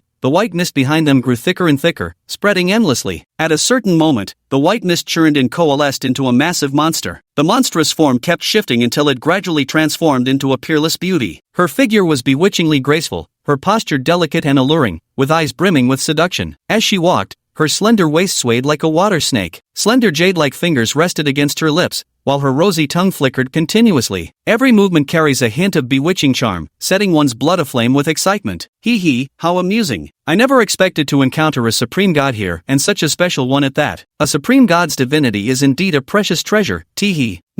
Delightful fragrance. The succubus gazed in the direction where Su Xiao had departed, a glimmer of interest flashing in her eyes. Half an hour later, led by the white tiger saintess, Su Xiao and his companions finally exited the area shrouded in the succubus white mist. At this moment, the players looked at Diao Ji's little white tiger with different gazes again, filled with both envy and jealousy. My king, is this the reinforcement you told me about? The one you went to invite? Why are they all so weak? And your boss isn't strong either. How can we possibly deal with Lai Ji like this? The white tiger saintess found a chance to quietly converse with, all covered in Diao. She now had a feeling that the Tiger King of the Blazing Tiger clan might have made a wrong decision by appointing Brother Diao as its new ruler. What does a mere woman know about anything? The prowess of Lord Xiao is beyond your comprehension. Without Lord Xiao, there would be no Jack Diao. You may say I'm incompetent, but never dare say Lord Xiao is unworthy. Brother Diao began to reprimand the white tiger saintess. But the white tiger saintess looked somewhat aggrieved. What's going on? Su Xiao stepped forward from the side and asked with a frown. He had actually heard the white tiger's words and seemed to look down on him and the players. Xiao Shen, it's like this. I made a 3-day promise. Brother Diao honestly told Su Xiao the whole story from beginning to end. After hearing this, especially about the demon gathering and the descent of the heavenly fire, Su Xiao's eyes immediately lit up. The place where the heavenly fire descended, where the demon gathering was held, seemed to be none other than the demonic moon paradise, the location of the Scarlet Lotus demonic fire he had been searching for. What an unexpectedly pleasant surprise this was. Su Xiao suppressed his thoughts, keeping a straight face as he slowly furrowed his brow. What strength does that Lai Ji possess? To enter the demonic moon paradise through the Crimson Flame Tiger, they first had to help Brother Diao resolve the immediate problem at hand. First rank, 6 stars, the white tiger saintess interjected. First rank, 6 stars? Su Xiao looked at Bro Eagle and couldn't help but laugh. You, challenging a warrior from the Blazing Tiger clan to a duel? With that puny frame of yours? Bro Eagle was only at goddamn level 8, barely half his full strength. What made him think he could take on Lai Ji? God Xiao, I really had no other choice but to come find you. Carving Brother also didn't know what was going on with the Tiger King's inheritance. Even the white tiger saintess remained clueless. Anyway, apart from some temporary pain in the chrysanthemum area, there weren't any other changes. Su Xiao pondered for a moment before turning his gaze to the white tiger saintess. If I can help him defeat Liegi, will his throne be secured? It's not unheard of for a god to assist a believer in ascending realms, it's just that the cost is somewhat high and not particularly beneficial to the believer. Generally, gods wouldn't do such things. Jack carries the legacy of the Tiger King within him. We've always regarded him as our king. However, now we need him to step forward and quell the internal strife. The white tiger saintess's clear gaze rested on Su Xiao, brimming with unwavering resolve. If I'm not mistaken, you are the supreme deity revered by our king. Since our king has chosen to become your follower, then we, the Crimson Flame Tiger clan, shall also pledge ourselves to you, but our tribe honors strength above all. You must prove your power worthy. Otherwise, even with our king as your believer, you'd scarcely earn the Crimson Flame Tiger's allegiance. Worse still, you might provoke open rebellion. The white tiger saintess hesitated for a moment before speaking her mind. She truly couldn't fathom why the Tiger King would choose a believer of the supreme god as the new ruler. But now that things had come to this, she could only silently endure. Alright, I understand. Rest assured, he will absolutely defeat Lai Ji in 3 days. Su Xiao nodded firmly and declared. He had read some records about the Crimson Flame Tiger clan in the Celestial Script Academy. The Crimson Flame Tigers revere strength. Only by demonstrating sufficient power can one make them submit. However, Su Xiao didn't know how to make them submit. But Su Xiao could use all-carved body to solidify his position among the Scarlet Flame Tiger clan, relying on Brother Carve's help to reach the Demon Moon Cave heaven. As for whether the Scarlet Flame Tiger clan could become believers, that was a matter for later. After speaking, Su Xiao gathered everyone together and announced the matter concerning Brother Carve. Brother Diao? Tiger King?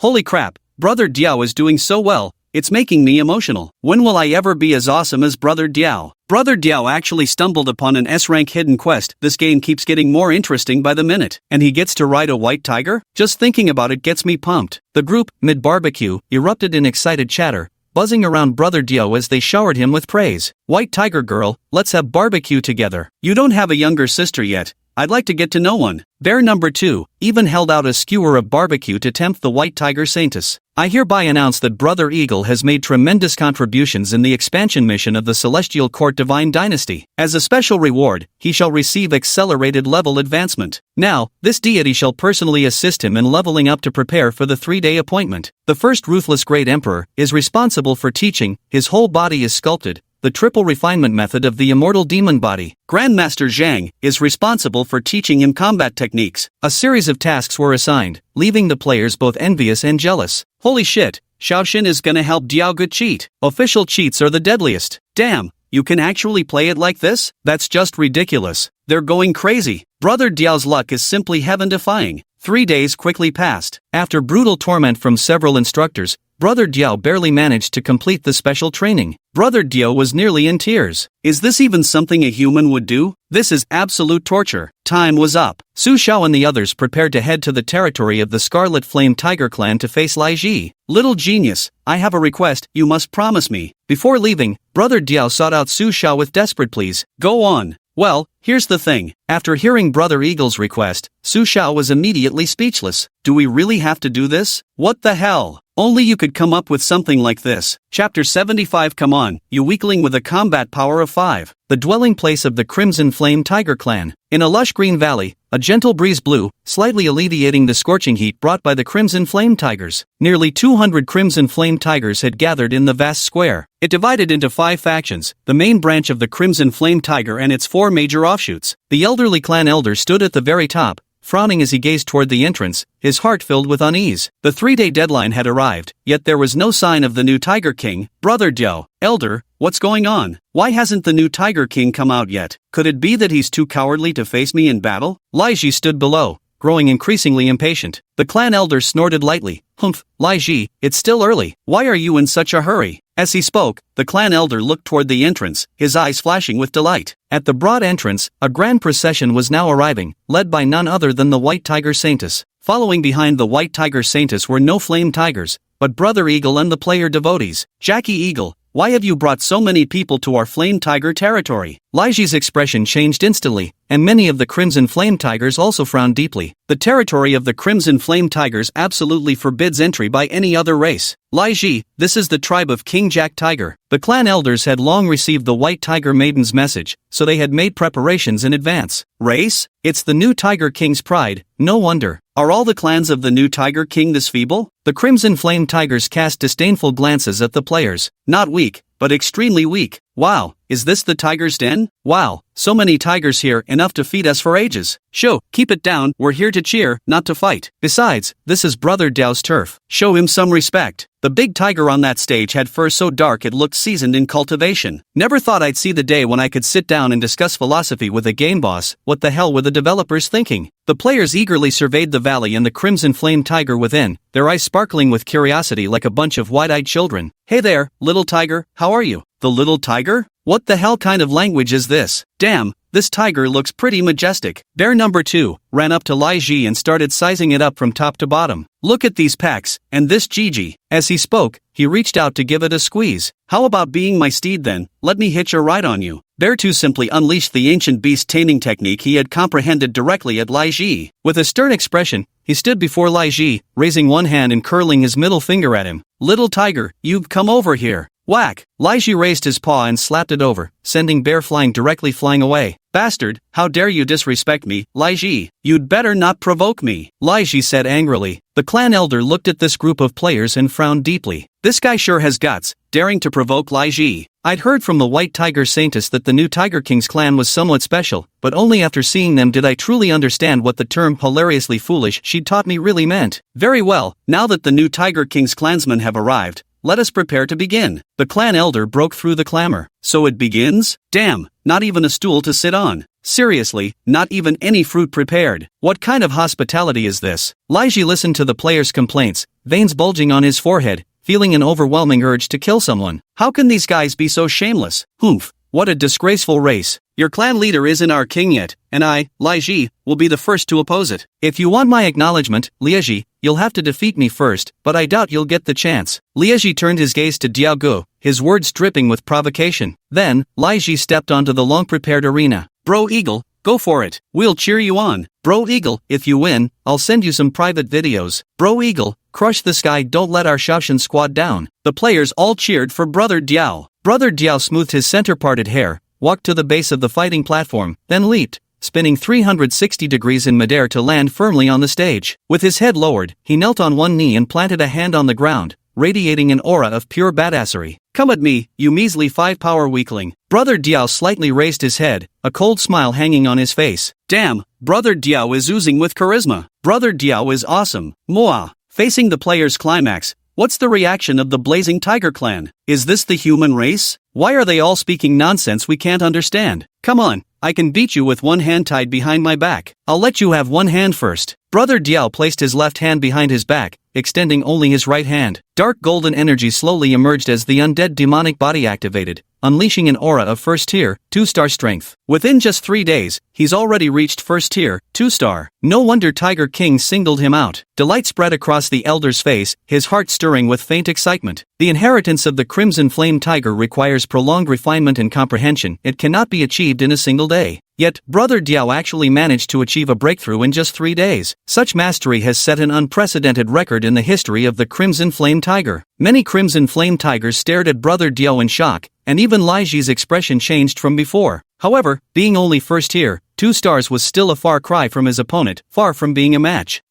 Watch yourself first, don't let me swat you away with one swipe of my paw. Liaji finished speaking, his muscular tiger body twisting as he charged straight toward Brother Diao. Still in that half-human, half-tiger form, he ran like a high-speed train, stirring up a fierce wind with every powerful stride. Icy Flame Fist. Brother Diao wasted no time, his fists shimmering with alternating red and blue hues. Simultaneously, he activated the first layer of the undying demon god's body, reverse second rotation. In just 3 days, under Su Zhao's meticulous guidance, Brother Diao had miraculously grasped this ultimate trump card. However, Brother Diao could currently only smoothly execute the reverse second rotation and hadn't yet mastered the reverse third rotation. Between the man and the tiger, there was no trace of technique, just an absolute collision of brute force from the very first moment. This is currently the most formidable move in the Divine Court's clash of powers. Boom! A deafening explosion erupted in everyone's ears. The Eagle Brother's entire body erupted in dark golden light as a phantom silhouette slightly taller than him enveloped his form, unleashing a full-powered strike. Boom! The next instant, Liaji's massive frame was sent flying backward by Eagle Brother's devastating punch, but Brother Diao only retreated a few steps, his face slightly pale. Chapter 76, Brother Diao shows his might. A single punch. With just a single punch, Brother Diao completely displayed his power. To be precise, it was the combined might of the undying demonic body fused with ancient cultivation techniques. The undying divine demon body was originally a supreme-level physique cultivation technique, granting tremendous physical strength enhancements upon mastery. After its reversal, these strength enhancements multiplied several times over. When combined with archaic divine techniques, the explosive power became truly formidable. Their synergistic effects are what ultimately enabled Brother Diao to defeat Liaji with a single punch. This was the conclusion Su Xiao had deduced through repeated practical verifications, otherwise he wouldn't be this confident. Holy shit, I actually did it? Savage, God Xiao, your boy Jack Diao has finally risen. Brother Diao badly wanted to perform a rap dance on stage, but the thought of maintaining his cool persona compelled him to resist the urge. Bro Diao, the eternal god. Damn, so salty. After getting special training from Master Xiao, Bro Diao has become this fierce. Brother Diao is insanely strong, he actually fought above his level and insta-killed them. After a moment of silence, 2 starkly different reactions emerged. Players burst into applause with praise. Excellent, truly worthy of being the heir recognized by the Tiger King. Why? He's only first-ranked 2-star, how could Liaji not be his match? While the main lineage and some branch lineages of the Crimson Flame Tiger were overjoyed, the Lai lineage felt rather stifled. After all, Lai was the strongest in their branch lineage, yet he couldn't even withstand a single strike. It was frankly a bit embarrassing. Well, do you submit or not? Brother Diao curled his mouth into a smirk, his face revealing a cold sneer as he looked down at Liaji with contempt. Roar! Liaji snapped out of his shock, staring at Brother Diao with disbelief in his eyes. Again! With a furious roar, his body transformed, shifting instantly from a half-human tiger into a true blazing flame tiger. At the same time, the aura around him abruptly expanded. Wait. Brother Diao got anxious instantly. What do you mean again? Again your sister. I've already played all my cards, how could I possibly go again? What? You scared? Liegi glared angrily at Brother Hawk. Brother Hawk was genuinely terrified deep down, but he couldn't show it. Scared? Who was the one getting beaten like shit just now? I'm afraid I might accidentally lose control of my temper and kill you. That would be a loss for my Crimson Flame Tiger clan. I'll give you 3 years. Go back and train harder, see if you can even come close to catching up to a single hair of mine, Brother Dio said with a smug expression. With that, he turned around and prepared to leave. If we don't leave now, I'm afraid he can't hold on any longer. Liegi, that's enough. Our king is doing this for your own good. A rank 1 2-star defeated you, a rank 1 6-star. What are you still struggling for? The clan elder snorted lightly, showing a hint of displeasure. But the enraged Liegi paid no heed to reason and immediately lunged at Brother Diao. A true warrior never backs down halfway. If you've got what it takes to knock me down so I can't get up, then I'll concede defeat. Whoosh! Liegi moved with such blistering speed that neither the onlookers nor the Scarlet Flame Tiger could react in time. Liegi, have you lost your mind? The clan elder roared. Holy shit, hurry and save Eagle bro. The players were now in complete uproar, but the distance was too great, and there was no time left. Fuck! Seeing this, Brother Dio was also furious. How could this bastard be so dishonorable? A sneak attack? You goddamn dishonorable piece of shit. Brother Dio had no choice but to brace himself and fight in his panic. He knew that relying solely on the second reversal of his immortal demon body wouldn't be enough. Only by achieving the third reversal could he possibly defeat Liegi. However, Brother Dio had almost never succeeded in performing the third reversal. Throughout the entire Heavenly Court Divine Dynasty, only Su Shao and the first ruthless Great Emperor could guarantee a 100% success rate. But now, there's no choice but to go all out. Undying Demon Body, Reverse Triple Rotation. Brother Dio hardened his expression, mobilizing his meridians and cultivation techniques, forcing his chi to flow backward. Boom! Forcing the triple reversal, a burst of blood mist erupted from his body. Brother Dio suddenly felt a strange power surging within him, fusing with his very being. Meanwhile, the black gold radiance blazed fiercely. A larger silhouette of black gold enveloped Brother Dio, resembling a ferocious demon howling at the blazing sun. There even seemed to be a faint hint of a tiger's roar within it. It actually worked. The might of the Flame Tiger King. Seeing this, the clan elder's entire body began to tremble. Boom! A fist strikes out. Red and blue lights flashed as they clashed with Liegi's transformed claws. Feeling the increasingly overwhelming and fierce power from Diao Ji's fist, the entire tiger Liegi was stunned. Crack! Liegi was sent flying back once again, crashing heavily to the ground, its rigid clawbones shattering into several pieces. Brother Dio was truly furious this time. With a single bounding step, he charged before Liegi's massive frame, raised his fist, and delivered a crushing blow straight to its face. Bang! Bang! Bang! Liegi became utterly powerless to resist. The players who wanted to step forward and the Crimson Flame Tiger froze in place. Holy shit! Brother Eagle actually exploded at the brink and successfully reversed the triple transformation. Seems like we had to push him to his limits. Are you convinced or not? Convicted or not? Convinced. This time, Liegi was truly convinced. If they continued fighting, it would be beaten to death. The crucial point was, it sensed that within Diao Ji's fist, there was actually a surge of lineage-derived oppressive force. I, Jack Sculptor, king of the Blazing Tiger clan, who dares to disobey? Brother Sculptor stood up, lifting his bloodstained fist as he roared at the assembled Blazing Tiger clan. Spare us your wrath, my king. The Crimson Flame Tiger clan now knelt before Brother Eagle in heartfelt submission. Ha ha ha, you're still green behind the ears if you think you can challenge me. Brother Diao couldn't help but burst into laughter several times, showing his extreme satisfaction. My king, what kind of power did you just wield? It was astonishingly mighty. The tribal elder stepped forward and asked curiously, a black gold divine demon body? That was taught to me by my boss. I'm nothing before him, just a complete rookie. Eagle Brother replied. Boss? The clan elder and the Scarlet Flame Tigers all looked puzzled. They had always thought Eagle Brother was the player's clan leader. That's right, without my Shaoshan, there would be no me, Jack Diao. Let's give a warm round of applause to welcome my Shaoshan. After saying this, Diao Gu glanced at the person next to him, Yuashmi Nautilus. Why did Su Shao arrange for his appearance only now? It was all to highlight his epic grandeur. My brother Diao is so formidable, making Liegi utterly submissive, yet he still has a boss. Just how powerful must that boss be? This was Brother Diao's line of thought, and it was also a scheme designed to turn the Scarlet Flame Tiger into Su Zhao's follower. Yuashmi Not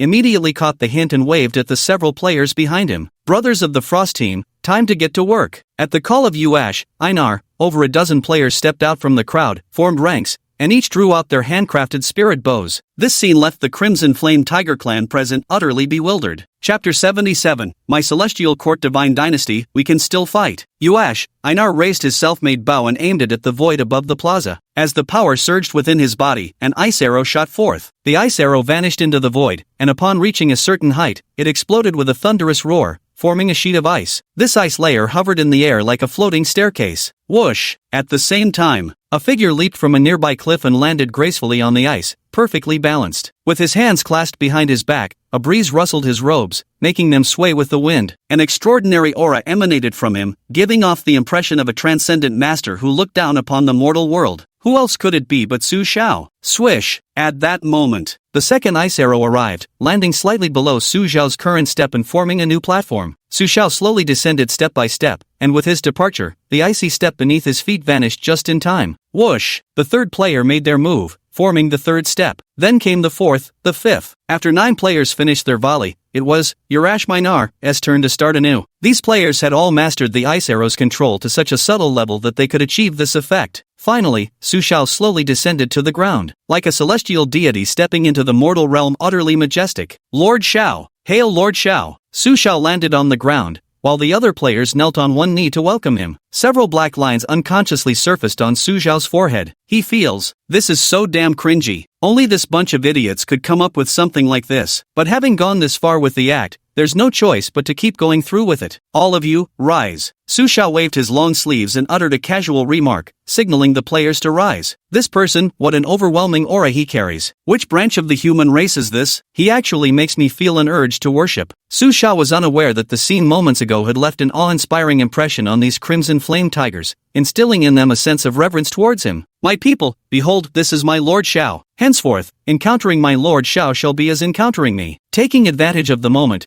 Brother Diao seized the opportunity to indoctrinate these Crimson Flame Tigers. Roar! Many of the Crimson Flame Tigers began to grow excited and started calling out eagerly. After the initial shock, the tribal elder fell into deep contemplation. Suddenly, a faint, obscure glint flickered in its aged eyes. You're a supreme deity? The elder's shrill voice rang out, drawing everyone's attention. What of it? Su Xiao smiled faintly, offering no rebuttal. So our new king is your believer? The clan leader's expression instantly turned awkward. Yeah. What's the problem? Su Xiao continued to ask. By now, some of the blazing flame tigers below were beginning to grow restless, appearing somewhat uneasy. No, how could our new king ever become someone else's follower? Elder, we won't accept this. For a proud race, it was absolutely intolerable to have a king who worshipped the chief deity. Because, in the demon beast realm, there exists a belief. Demon beasts and primordial gods are on the same level. To become a follower of a primordial god would be a disgrace. Su Xiao frowned. The anticipated outcome had indeed come to pass. The clan elder's hands trembled slightly as he restrained his own impulses. Our king, we of the Crimson Flame Tiger clan may pledge allegiance to you as our ruler,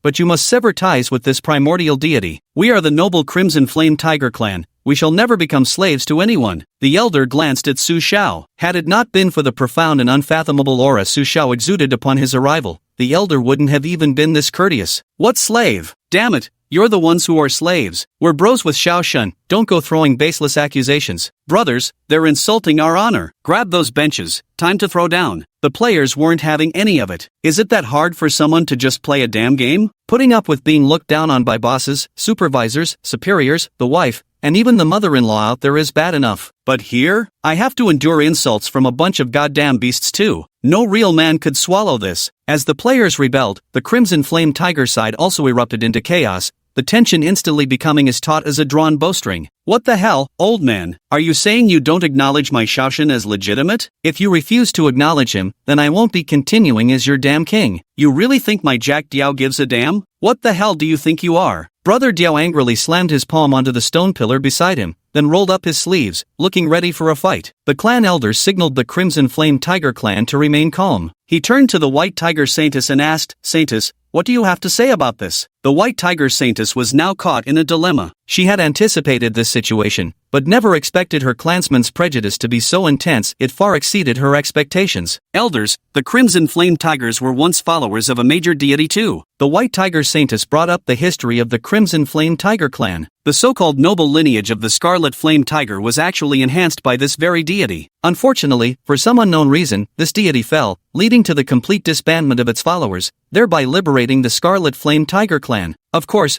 the Crimson Flame Tiger initially became this elder god's follower under coercion. This chapter of history has been passed down among the Crimson Flame Tiger clan as a mark of disgrace, which is why they feel intense resistance toward their new king being a follower of an elder god. The past is the past, history is history, and history will eventually be forgotten. The elder coldly retorted, "Enough talk, elder. Our Crimson Flame Tiger clan will never bow to the supreme god. Kill them. That'll sever the new king's ties to the supreme god." The Scarlet Flame Tiger below was wreathed in blazing fire, teetering on the brink of frenzy. "Holy smoke, that's brutal. Brothers, we're having grilled tiger skewers tonight. Prepare for battle." The players weren't afraid at all. Su Xiao looked somewhat disappointedly at the clan elder. "My devotees would never sever their connection with me. Though your Crimson Flame Tigers are formidable, our Celestial Court Divine Dynasty isn't necessarily outmatched in battle. Celestial Court Divine Dynasty, heed my command. Retreat immediately and expand the battlefield." Su Xiao finished speaking. Divine power erupted from his body as 3 black currents of energy slithered like spirit serpents around his form. Simultaneously, a towering phantom figure expanded outward with him at its center. Because the Crimson Flame Tiger clan possessed formidable strength, Su Xiao immediately activated the divine demonic body's threefold reversal. "Fire, rise!" Su Xiao let out a soft hum. His hands swiftly formed demon-sealing hand signs. Streaks of raging flames erupted from the ground,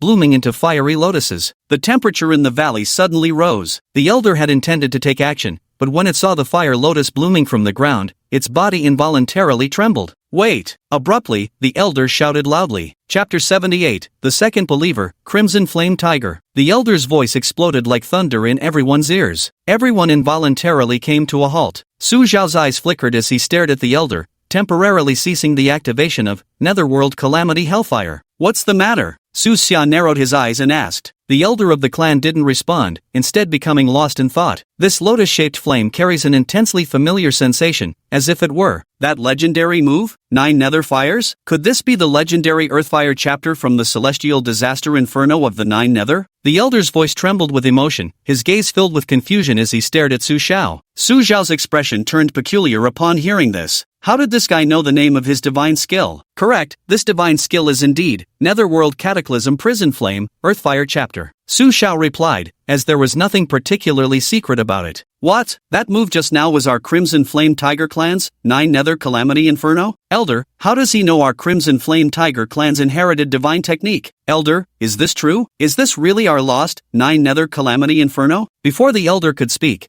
the other Crimson Flame Tigers each showed expressions of utter shock. What the hell? This is clearly our Heavenly Court's supreme divine technique. How did it become theirs? Damn it, I've never seen someone so shameless in my life. Players couldn't stop roasting them for being so brazen. Only Su Xiao remained silent. This divine skill was a reward from the system, so he couldn't truly ascertain its exact origin. The elder's demeanor didn't seem like he was lying. Heavenly fire descends, golden lotuses emerge from the earth. The elder muttered unfamiliar phrases under his breath. Su Xiao's expression changed abruptly, his pupils contracting slightly. Because wasn't this precisely the opening line of the Netherworld Calamity Prison Fire, Earthfire chapter that the clan elder just spoke? However, the clan elder trailed off after just a few sentences, as he only knew these opening lines and was completely unaware of what followed. So what? You actually want me to return your divine skill? A hint of mockery flickered across Su Xiao's face. He'd seen this routine countless times, accusations of stealing some sacred technique, demands for its return, or threats of eternal pursuit. The tribal elder chuckled awkwardly and quickly shook his head. No, you've misunderstood. It is the will of heaven. All of this is the will of heaven. Perhaps this is why the Tiger King chose our king to inherit the legacy of the Crimson Flame Tiger clan. The Netherworld Calamity Prison Fire has not appeared in the world for many years. Since it has fallen into your hands, it proves that this is the destiny of our Crimson Flame Tiger clan. After speaking, the elder turned to look at the gathered Crimson Flame Tigers. Fellow clansmen, the Crimson Flame Tigers have an ancestral decree. Whoever masters the Netherworld Calamity Prison Fire holds the lifeline of our Crimson Flame Tiger clan. So, our king has no issues. The elder clansman looked at Su Xiao once more. If possible, our Crimson Flame Tiger clan would be honored to become your followers. Holy shit! This move left the players utterly stunned. Triple plot twist? This game design is quite intriguing, almost like a novel. Shu, don't speak. It must be story mode now. Xiao Xin is unlocking a brand new story chapter. Su Xiao never expected that after all this effort, the situation would completely reverse itself. This is really interesting, but isn't this exactly what he intended? Avoiding battle while gaining believers of another species that would be extremely beneficial for his development. The key point is, by subduing the Scarlet Flame Tiger clan, he could enter the demonic moon cave through them and seize the extraordinary fire known as Crimson Lotus Demon Fire. The clan elder spoke these words, and the other Crimson Flame Tigers all fell silent. Within the Crimson Flame Tiger clan, the clan elder holds a position equivalent to that of a grand elder. Having lived long enough, possessed vast knowledge, and maintained the broadest perspective, while undoubtedly being the most powerful in strength. Tasked with overseeing the clan's rituals, supervising the Tiger King, and preserving the clan's legacy, the clan elder's prestige surpassed even that of the Sacred Maiden, often standing shoulder to shoulder with the Tiger King himself. However, the clan elders are typically fair and just, without harboring any selfish motives. Generally, whatever the clan elders say will be believed and followed by everyone. Of course, no problem. Have you all made up your minds? Su Shao reconfirmed. Yes, we're willing with all our hearts, the clan elder said solemnly. There were still some things it hadn't mentioned. Netherworld Calamity Hellflame wasn't something just any random deity could comprehend. The difficulty of mastering this divine technique was extremely high, requiring exceptional natural talent. Therefore, those who could successfully cultivate Netherworld Calamity Hellflame would essentially grow to become major powers in their own right. It's no surprise that a powerful figure can control the fate of an entire clan. This is essentially a rigorous form of selection. Very well. In that case, you shall sign a divine contract with me. Once the divine contract is signed, Su Shao will be able to control the life and death of the Crimson Flame Tiger clan at will, leaving them no room for regret. However, before that, Su Shao must first upgrade his divine domain space. Currently, his divine domain is only at 1-star level, and the number of believers it can accommodate has already reached its limit. If he wants to accommodate a second race, he must expand the divine domain space to 2-star level. Reaching the divine master realm with one's divine essence allows the divine domain space to be upgraded to 2 stars, but it requires 50,000 units of primordial faith force. Sigh, the accumulated primordial faith force from these past few days is gone again. Su Shao let out a sigh. He had originally planned to use it to nurture his divine essence and elevate his realm, but after spending some to help Brother Diao enhance his strength, and now needing to upgrade his divine domain, it seemed improving his level would have to be postponed once more. Ding! Congratulations! Your divine domain has been upgraded to 2 stars, expanding to an area of 300 square kilometers with the capacity to accommodate 1,000 believers. The expansion of the divine realm is closely related to divine authority. The higher the divine quality, the greater the expansion range and the increase in the number of followers the divine domain can accommodate with each star level upgrade. Generally speaking, a 2-star divine realm spanning 150 square kilometers is considered quite good for an ordinary deity, while reaching 200 would be an excellent level. As for the 300, only someone like Su Shao, a 9-colored paragon, would dare to pull off such a feat. Swish! Behind Su Shao, the radiant 9-colored halo slowly manifested, casting a dazzling, multicolored glow over the entire valley. The shimmering light enveloped the Crimson Flame Tigers present at the scene, making them appear immensely mysterious. What? Is this the legendary 9-colored sovereign? The patriarch froze instantly upon seeing this luminous halo, his burly frame turning to stone. He knew full well what a terrifying existence the 9-colored supreme divine gods were. 1 in a million.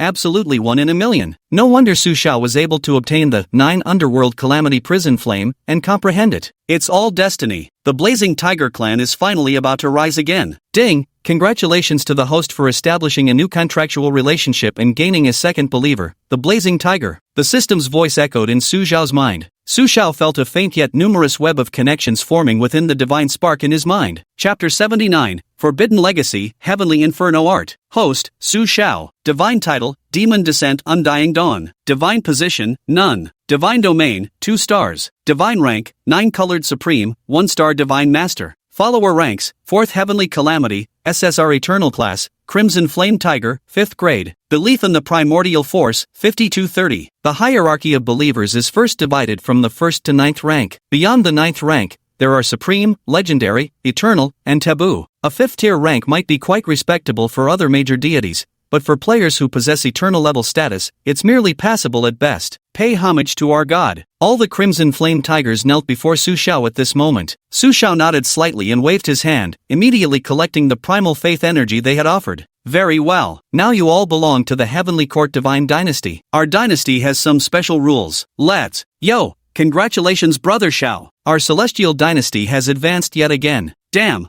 I feel like we're gonna dominate the universe soon. Enough talk, I'm gonna ride a tiger first. The players couldn't wait to rush towards the crimson flame tiger. Su Xiao walked up to the clan elder and said, "Find a place. I need to ask you something." Yes. A few minutes later, under the guidance of the clan elder, Su Xiao arrived at a spacious cave. Inside the cave stood a grand hall, furnished with various human tools neatly arranged and kept quite clean. Su Xiao walked directly to the throne above and sat down. "I heard you'll be holding the 10,000 Demons Assembly at the Moonlight Grotto in a few days, with celestial fire descending?" The White Tiger Saintess had not been a saintess for long, so she didn't know much about the 10,000 Demons Assembly. Upon hearing this, the clan elder pondered for a moment. Indeed, this is a grand sacrificial ceremony of the Feather Tribe from the demon race. The grand gathering will take place at the forbidden grounds of the Feather Tribe, within the demonic Moon Grotto. On that day, all spirit beasts affiliated with the Feather Tribe will gather to participate. On the day the grand ceremony begins, the heavenly fire of the Feather Tribe will also descend. By offering sacrifices to the heavenly fire,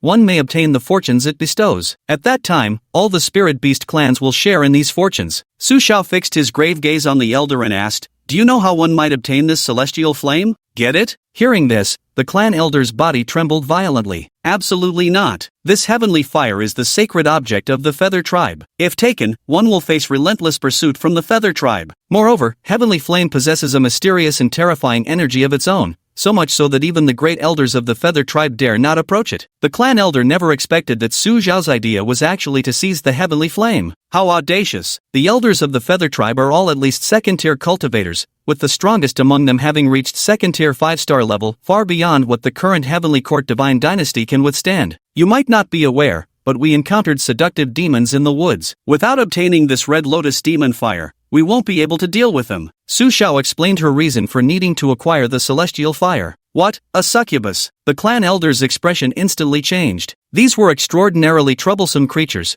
with the crux being how difficult they were to kill. When dealing with succubi, fire was the best method. Wait, seems like something was missed. Crimson Lotus Demonic Flame. That name sounds somewhat familiar. God Xiao, are you saying the heaven fire of the Feather Tribe is the Crimson Lotus Demonic Flame? The elder's pupils suddenly widened to an extraordinary degree. Yeah, how could you not know? Now it was Su Xiao's turn to be dumbfounded. You've held so many sessions of the 10,000 Demon Conference, and after all this time you still don't know what heavenly fire is? TSK. The tribal elder's mighty frame trembled once again. So the heavenly fire is the Crimson Lotus Demon Flame after all. No wonder.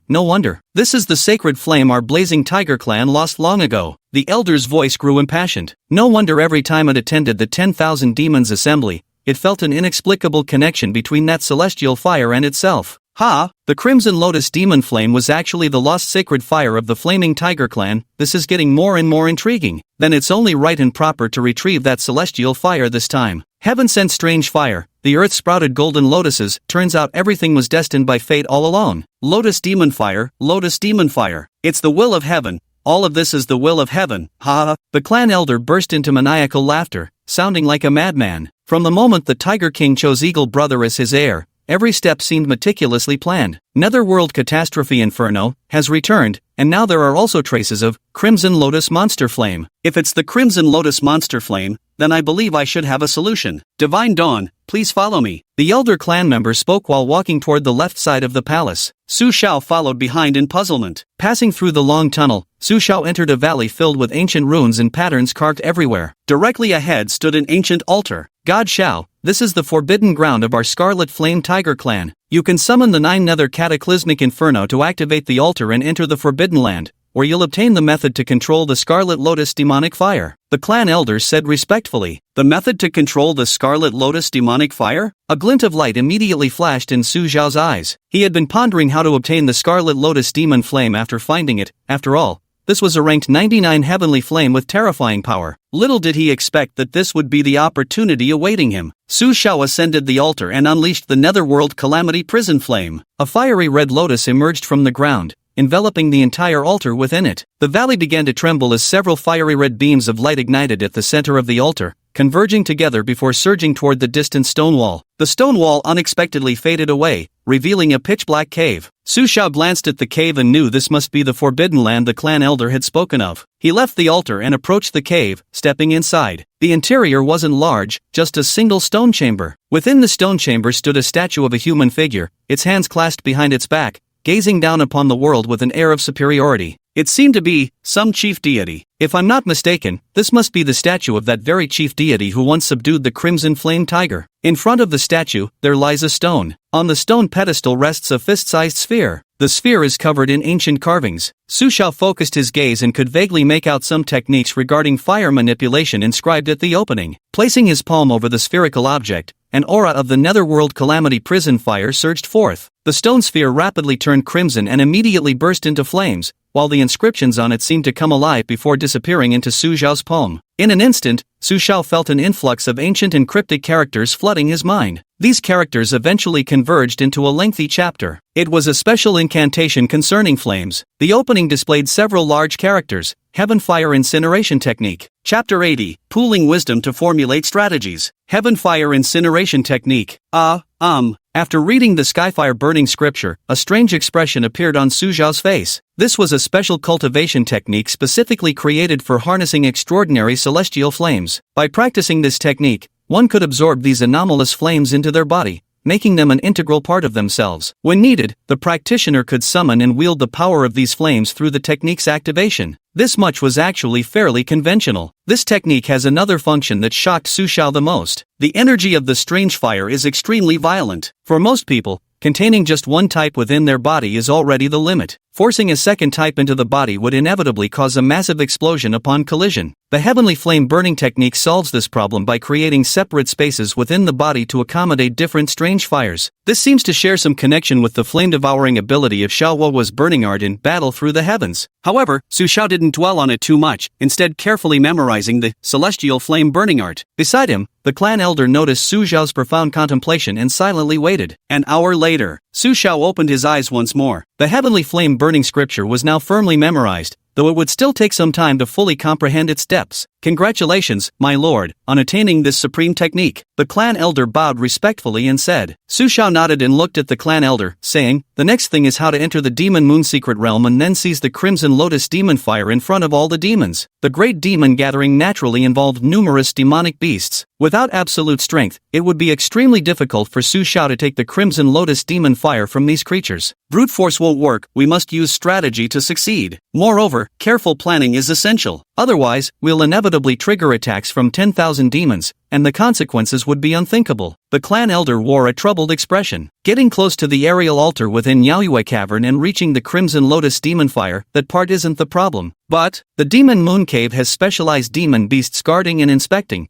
absolutely forbidding humans from entering. If you can't get in, you won't be able to obtain the crimson lotus demon fire. It didn't take a genius to realize that a grand ceremonial event like the 10,000 Demons Festival would never allow a human to enter. Su Xiao had also considered this point, and for now, he couldn't think of a good solution. However, there are only 3 days left until the Great Demon Gathering. It's also the deadline for the system mission. If I fail to obtain the Crimson Lotus Demon Flame during the Great Demon Gathering 3 days from now, things will become difficult when the succubus comes knocking. Let's head out first. Later, we'll gather everyone together to brainstorm and see if we can come up with a good solution. Su Xiao finished speaking and strode toward the cave entrance. The players hailed from diverse professions. Many were top students capable of deciphering even the scientific methods of engraving magic runes. Perhaps they could genuinely devise a way to enter the demonic moon realm. A few minutes later, Su Xiao appeared in the valley where players and crimson flame tigers roamed. Gathering everyone together, Su Xiao outlined the essentials: the 10,000 demons assembly in the demonic moon realm and the matter of the crimson lotus demon fire. To defeat the succubus,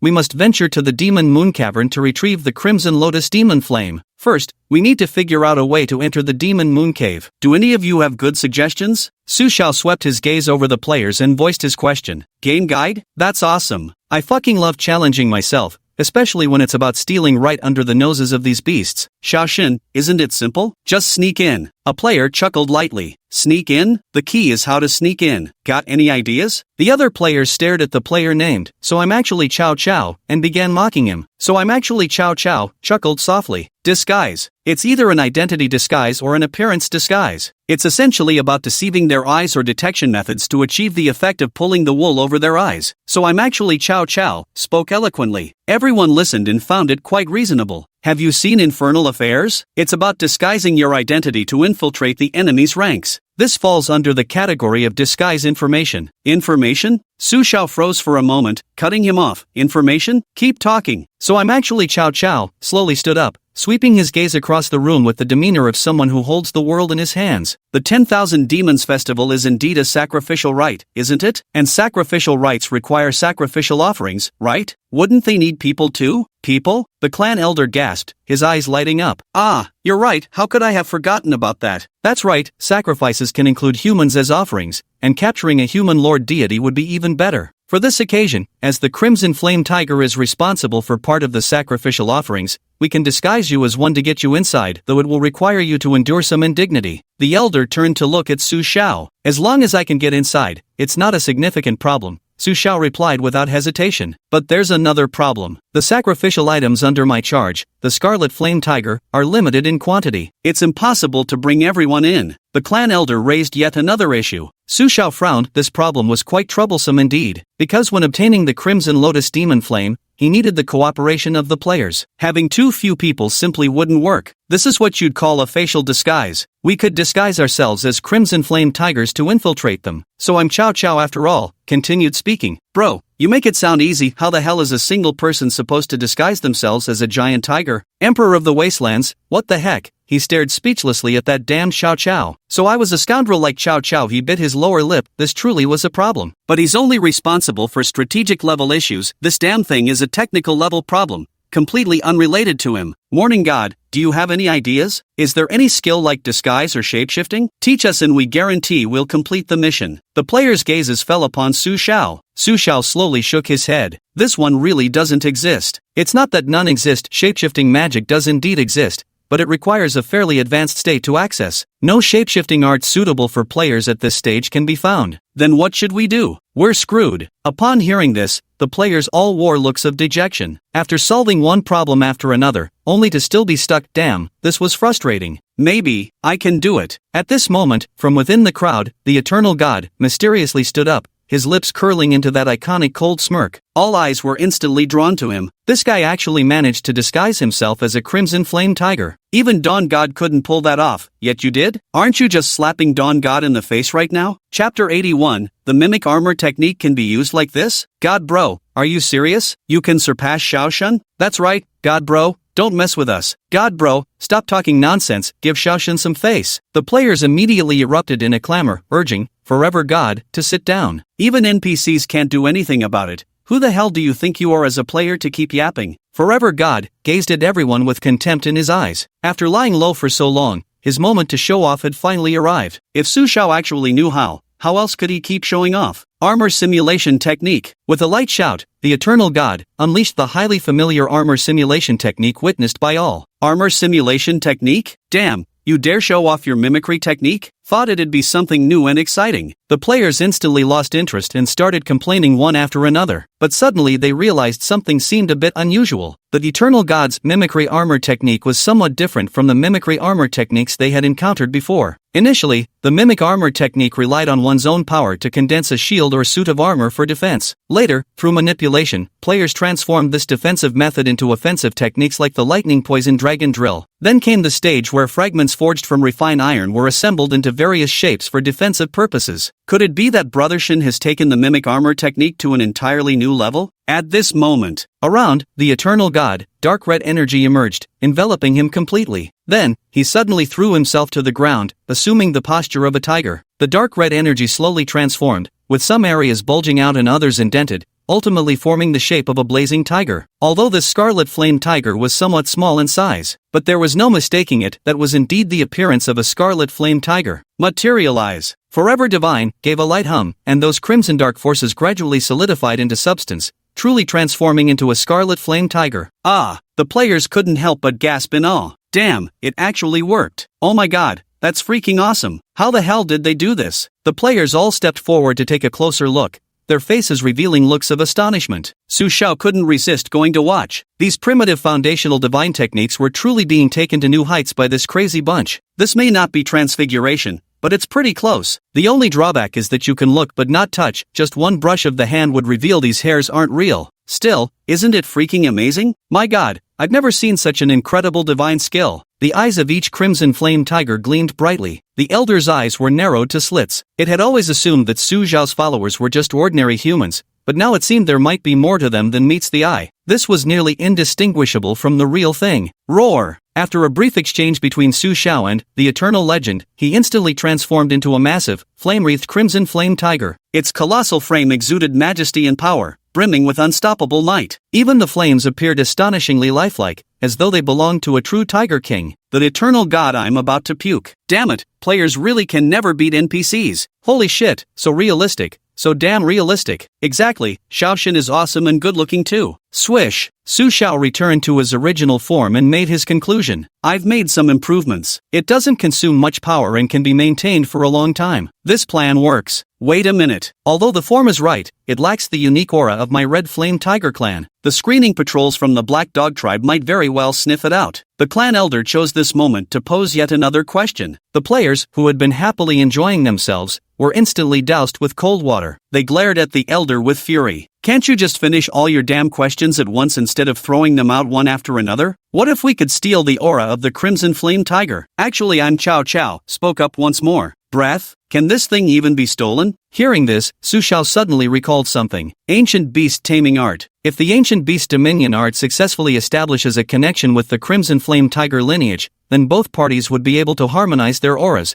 perfectly resolving this issue. The Ancient Beast Taming technique can resolve this issue. Su Xiao shared his idea with the group. Bah, isn't this straightforward? If Lord Xiao commands it, won't they naturally submit to our taming? The players took it lightly. Su Xiao also thought it was feasible, immediately issuing commands to the Scarlet Flame Tigers, establishing a partnership between them and the players. However, after a round of chaos, the problem arose again. Unable to establish connection between the demon race and the human race, there exists a bloodline barrier. To forcibly break this barrier requires meeting certain conditions. Simply put, both parties must achieve a spiritual convergence and reach a certain level of mutual understanding. This is also the most fundamental principle taught in the ancient beast taming technique. Beast taming isn't simply about coercing a mystical creature into becoming one's steed through brute force. It requires establishing a special bond through mental connection, building an invisible bridge between spirits. Players who fail to grasp the profundity of the ancient beast taming art cannot construct this spiritual bridge. Given sufficient time to properly comprehend the ancient beast taming art,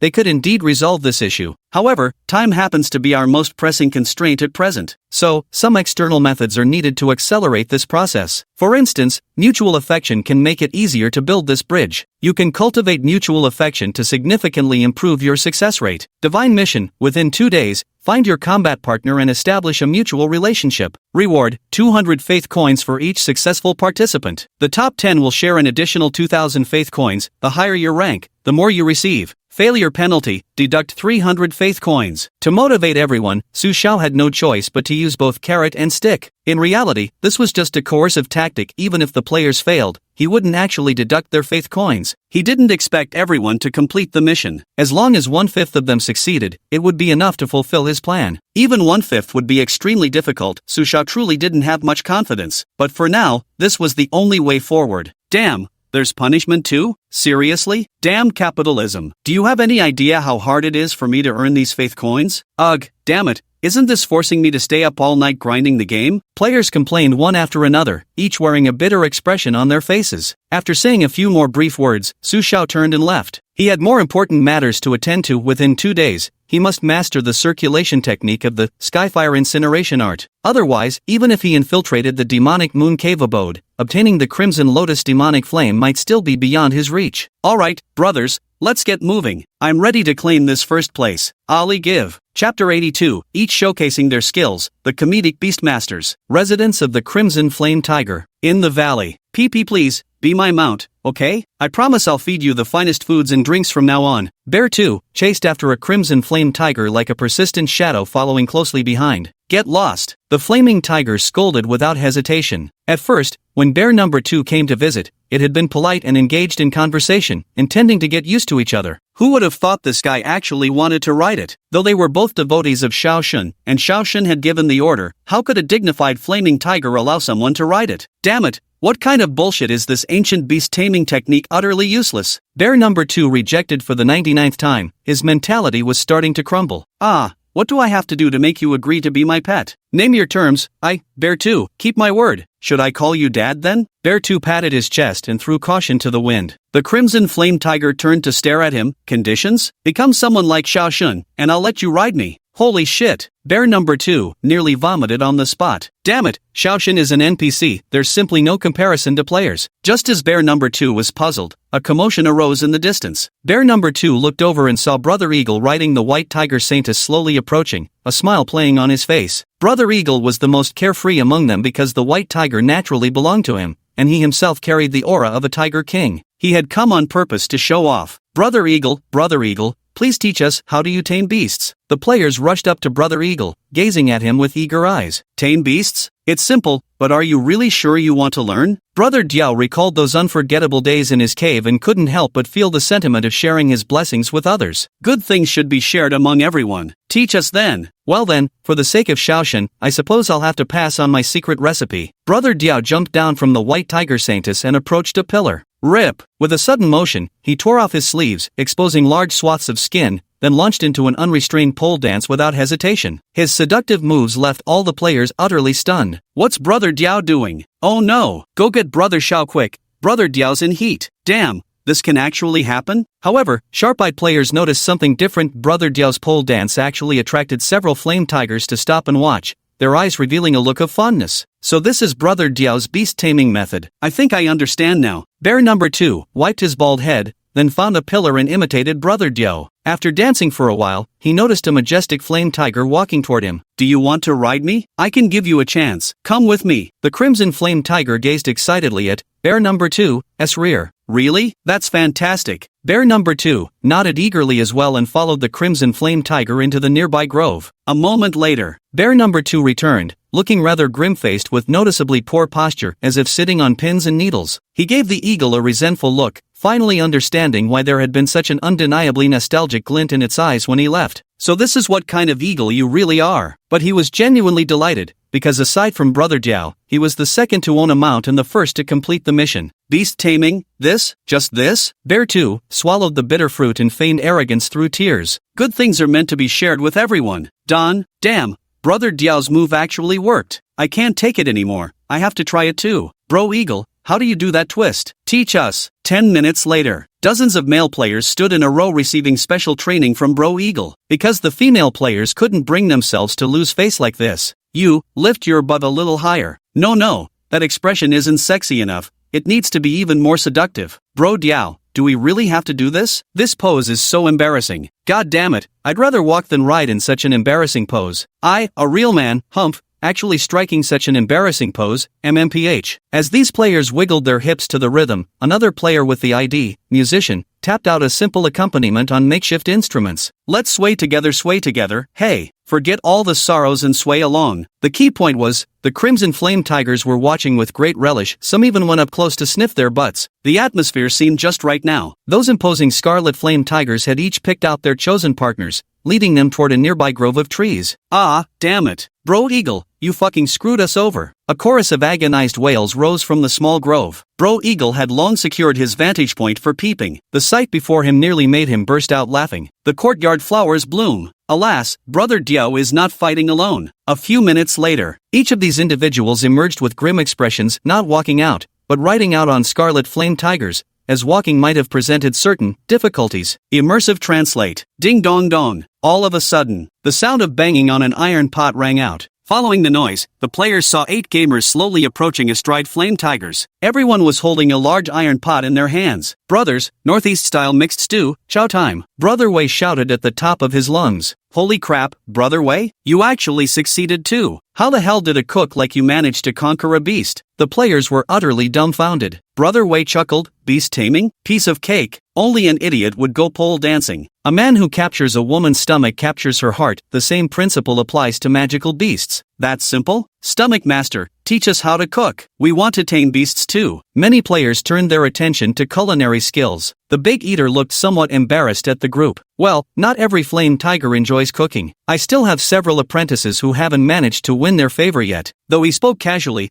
putting it into practice was far from easy. To succeed, he prepared dozens of dishes, almost working himself to death. Otherwise, How do you think this northeastern stew came to be? What should we do? There's only a bit over a day left, and I don't want my faith coins deducted. Almost a day has passed, and now only 10 people have succeeded. At this rate, there's simply no way to complete the task. I think I've figured out the trick behind it. Among the players, one named Dragon Knight had a glint of wisdom shining in his eyes. If his method proved successful, it should be able to resolve the beast taming issue swiftly.